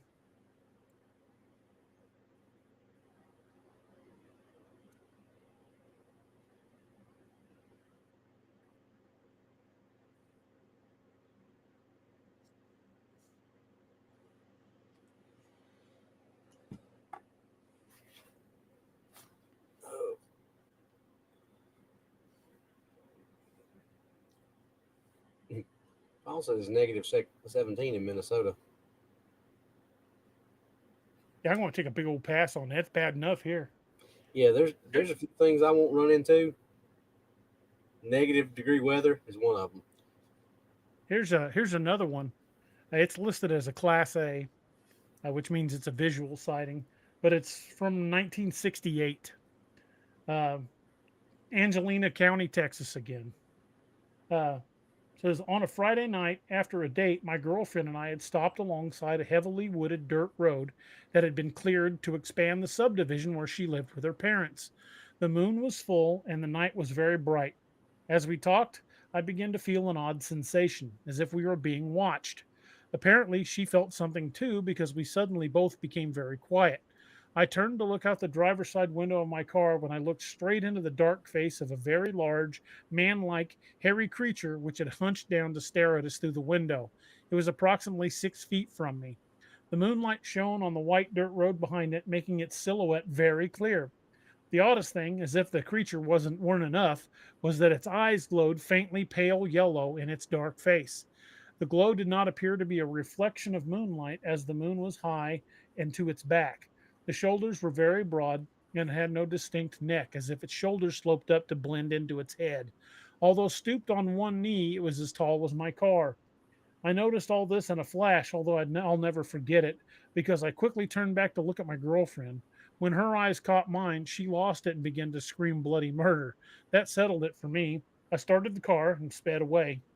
After I left her safely at her parents' house, I looked up some friends who went back with me to search for the creature. Within an hour, 4 of us were back waiting on the road. The dogs were barking everywhere. We heard cattle gates being rattled across some fields beyond the woods, but we saw nothing. The next day, a friend and I returned to search for tracks. We found none on the packed sand of the road. We did find unusual signs in the woods, but most were indistinct due to the covering of pine straw. Late in the day, as we walked back to the road, I got the same eerie feeling again. I turned to look back into the woods.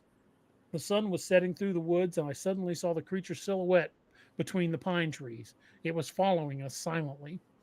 I whispered for my friend to look. At first, he couldn't see it, and it moved back and forth At first, he couldn't see it and moved back and forth to scan the thicket. The creature mimicked his movements. There you go, that back and forth movement. Mm-hmm. After it moved, my friend spotted it. Without speaking, we bolted, ran to my car, and drove off. None of us spoke much about it afterwards, although many at our high school heard about it and bothered us with questions. Except for a few friends, I seldom discuss it with anyone, even now. No one would ever believe it. I believe it, as that's a very typical behavior, that swaying motion. Yeah, that's what mine was doing.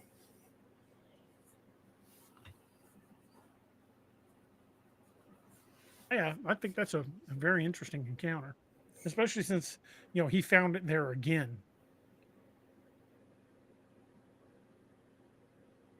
Usually you leave an area and go back and it's not there.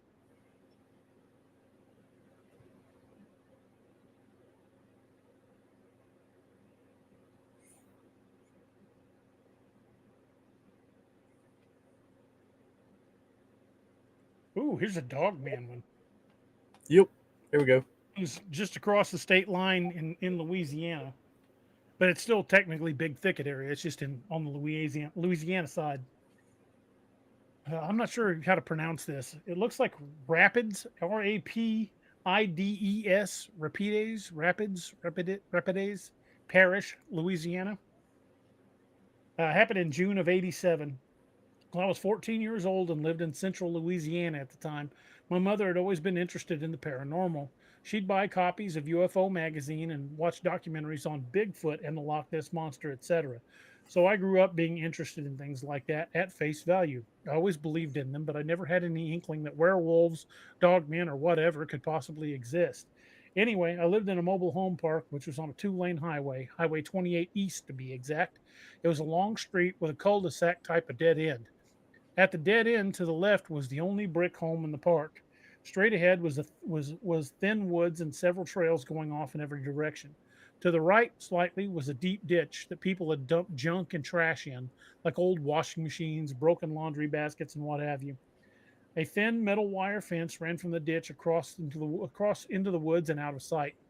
We, the kids in the neighborhood, had what we called a club where we would all gather to hang out. Some of us had gathered busted or discarded dining room chairs and placed them in the center of what was the thinnest area of the trees. I'd come out there to figure out where to put everything. Beyond the deep ditch, further into the woods, was a small stream with hills on each side. An enormous old oak tree had fallen beside the stream, on the side that I was on. I spotted an old metal folding table near the stream and went down to inspect it. I thought it would be a good item to put in the center of the chairs. It seemed to be in good condition, so I decided to head home. I figured I'd get it the next morning. The next morning, I made my way down toward the metal wire fence, which somehow, I didn't know why, had been bent on both its top and bottom, inwards, toward the center of the fence. I was about to duck under it when I heard the distinct sound of sniffing, so I turned to see what it was. Standing on the other side of the stream was a 7 to 8 foot tall creature sniffing the air. Its head was turned slightly. The first thought that entered my mind was, oh my God, werewolves are real. It stood on 2 powerfully built muscular legs which ended in enormous paws. It had no tail. It had a massive chest as well as extremely muscular arms and hands. The hands seemed to have the same kind of pads that a paw has, but they were arranged differently. It had a wolf-like head and tail, pointed ears. A wolf-like head and tall pointed ears. Sorry, not tail, tall pointed ears. The eyes glowed red. The ears were in proportion to the head. It had a snout or a muzzle. It kept sniffing the air as it stepped over the tree trunk like it was nothing. I would have had to physically climb it to get over it. I thought it was coming after me. It stopped and seemed to be breathing or panting, but there was this deep rumble that accompanied it. I decided to get out of there before it did see me and ducked up under the fence. I ran to my bike, which was parked off the road, and pedaled my butt home. I never went into those woods again after that. About a month and a half or 2 months later, we moved to Mississippi. It wasn't until many years later that I discovered the term Dogman. It scared me, but it also started me on a fascination with ancient myths and legends, werewolves, and many other non-Bigfoot cryptids. So that's pretty close to that area Dogman encounter. Yeah.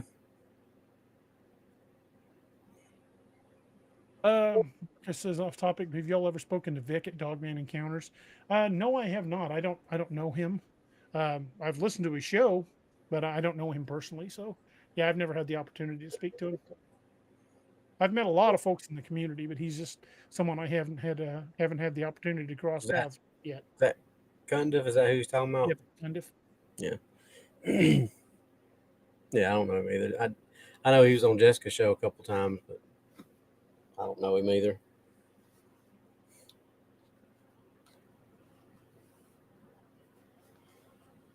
Here's another one from Louisiana, right close to the border, from Natchitoches Parish, Louisiana. It happened in the spring. Um, I'd have to show you where or many places along that highway that are like that, but I know it well. Well, I was driving home on I-49 between Alexandria and Shreveport near Natchitoches. This was in the early 1990s. This was coming back from my grandmother's house, and it was late in the evening, about 2 hours before dark in the early spring. It's been so long now, it's hard to remember much else about that time of year, but I do remember the sighting well. I was heading north about 20 miles from Natchitoches when down in a valley on the right-hand side of the road, there was this fence about 100 yards away next to a piney forest and a burned out patch of woods. I saw a very tall, black, hairy creature standing on 2 feet. I guess it was over 6 feet tall, but from the distance, it's all I could say about the height.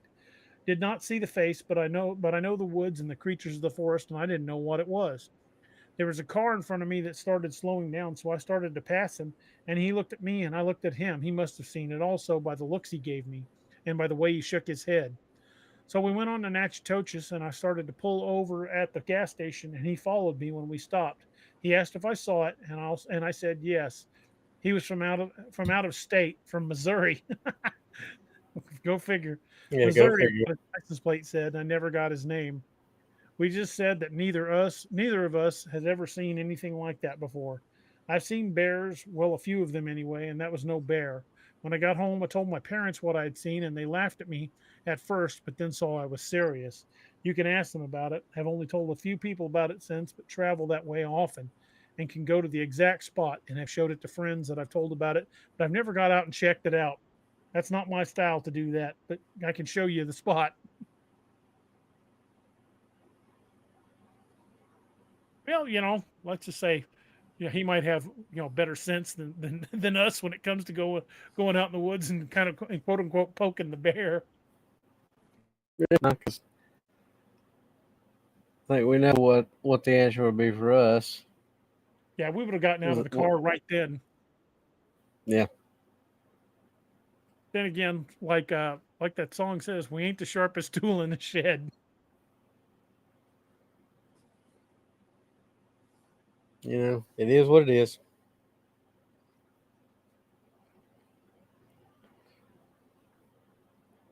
Ooh, dude, we are coming up on the 2 hour mark. Time flies when you're having fun. Yeah, it does. Folks, this is just a small sampling. I mean, you can go to mapsquatch.com or the BFRO or the GCBRO. That stands for Gulf Coast Bigfoot Research Organization. They've got a database too. They're just that place. That part of Texas is just littered with sightings. There's UFO, ghost stories, Bigfoot stories, Dogman stories. It runs the whole gamut down there. Just go on any of those websites and click on the map and go to reading. You'll find some pretty creepy ones, some really interesting ones. But we are reaching the end of the evening, and we didn't mention our affiliate program. So why don't we talk just a little bit about a certain knife guy I know. You want to talk a little bit about your kniffs? Yeah. If you'll, because I don't have any of mine handy, because Well, I would be more all the than ones happy, sir. well, that is the Widowmaker, as you can see by the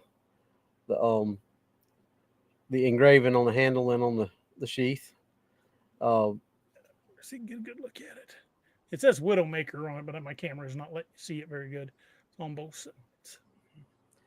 And then it's got we the have Dark Frontiers symbol. Oh, that's on the other side. yeah, it's on, Etched into the blade right there.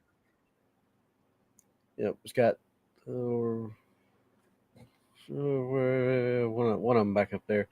Um, yeah, we've got a series of knives, handmade knives that are based on the characters from uh, Dark Frontiers. I think right now all we got is the Dark Frontiers characters. I don't think we've gotten any further than that, right? Not yet, but they're Yep. coming. They're coming, but right now the only ones that we've actually picked out are the one for Doc's character, the one for Declan's character that DA just showed you. Sentinel. The Sentinels picked his out, which I'm working on. His is one of the ones I'm working on now. And I've still got to make mine for Fenrir. So these, I'm making them. So but I right now I'm by myself because Tyler is he's working a new job, so he's out of town just about every night out of the week. He said he might be able to get over and help me sometime this weekend, so I may have some help. But I've got like 4 knives. Right, I got Sentinels that I'm doing. I've got Kevin's that I'm doing. Kevin ordered one of Doc's, I believe, and I've got 2 others that have been ordered.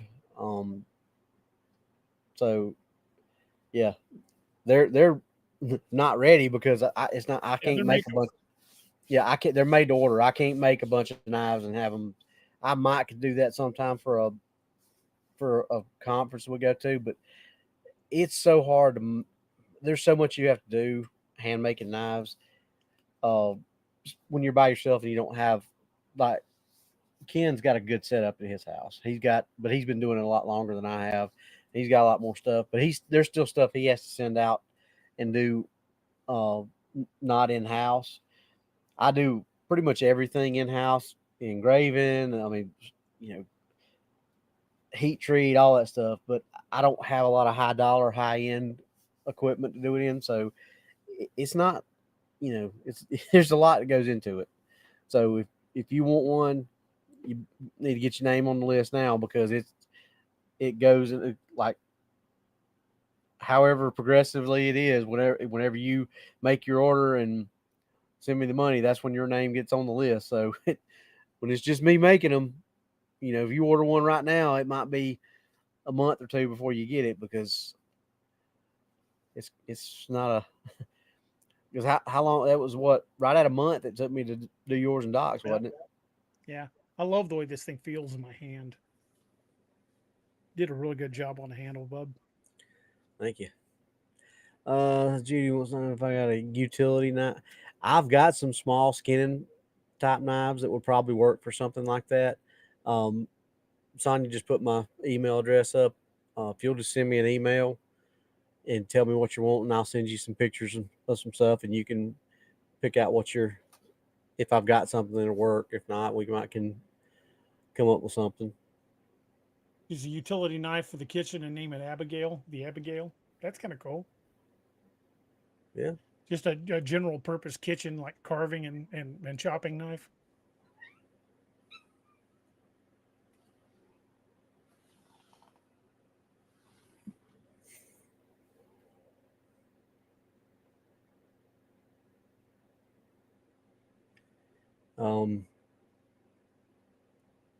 But yeah, like I said, if you if you're wanting one, I mean, I've had some people kind of email me back and forth and kind of, well, you need to get in line because the line it just gets longer from here because until I can get Tyler here to help me and kind of take some work off. I've got Kevin's is completely cut out, and I've got to start doing the rough profiling on it. But it's when you just got one person, it's hard to get 3 or 4 knives in different stages because you'll forget what you've done.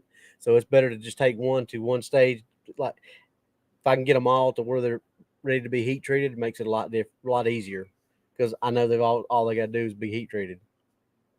But if I've cut one out and then I've still got to rough grind one of them and then profile grind another one and then grind the bevels on another one, sometimes it gets kind of hard to remember, and then still got to do hand sanding on all that. So it's just a lot easier to get them all to that one stage of heat treating before. I want to ask if you make any rasp knives. If that's something that you want, I could probably, I would have to, I don't have any rasps just laying around that I can make one out of, but Dave Bowers wants to know if you can make something similar to the Bounty. Maybe. I don't know if I could go an that big. S-word?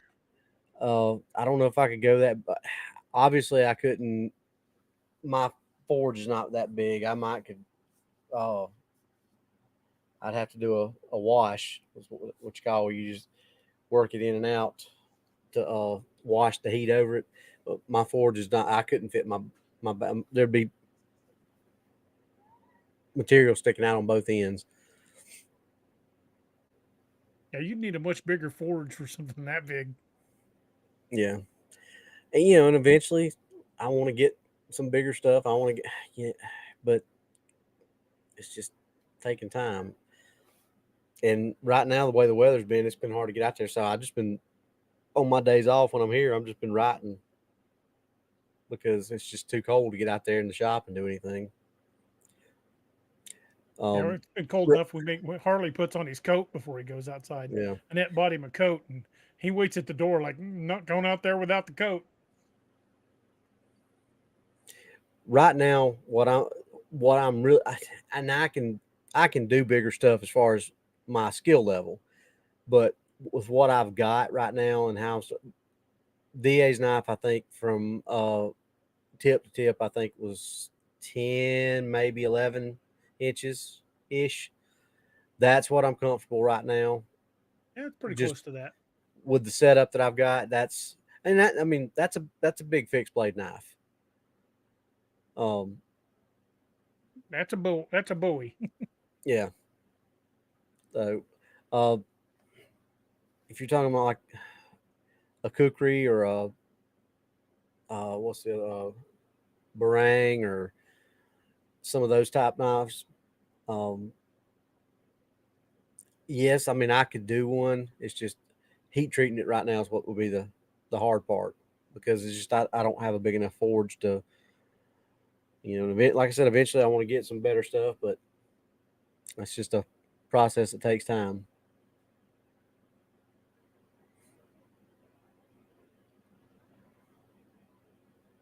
Hey, I'm going to send you a picture of one. I'm going to send it into your. I'll just put it in the co-host chat real quick because that's the easiest one to pull up. This would be a good one for you to do. It's probably about the same size as mine, but it's a Roman style dagger. Could be the Gideon. It's called a Pugio.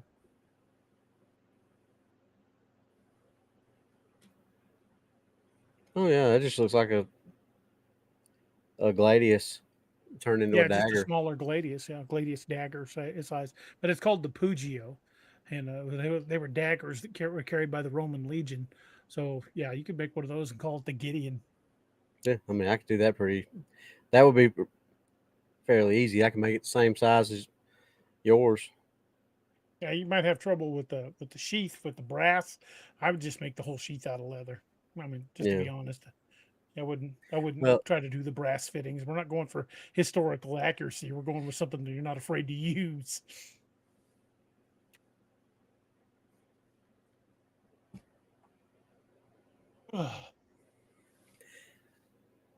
The sheaths are a Johnny thing anyway, so yeah. I don't know nothing about no leather stuff, except it's hard to do.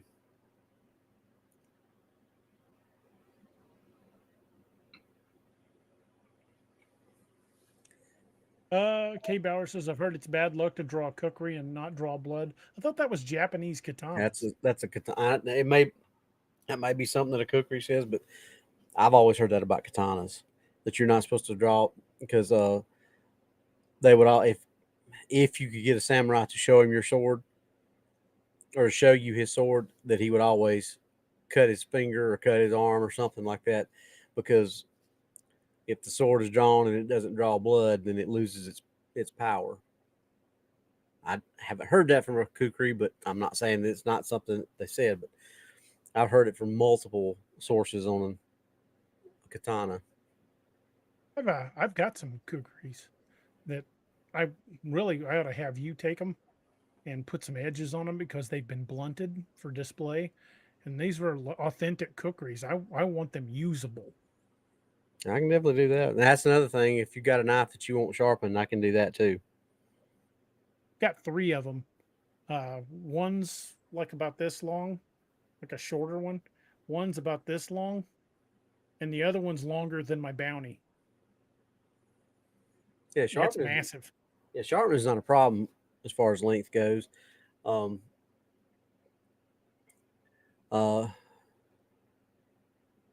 Yeah, parangs are another. That's another good jungle knife, just Ryan.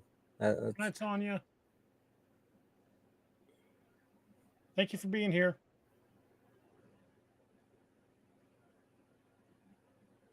Well,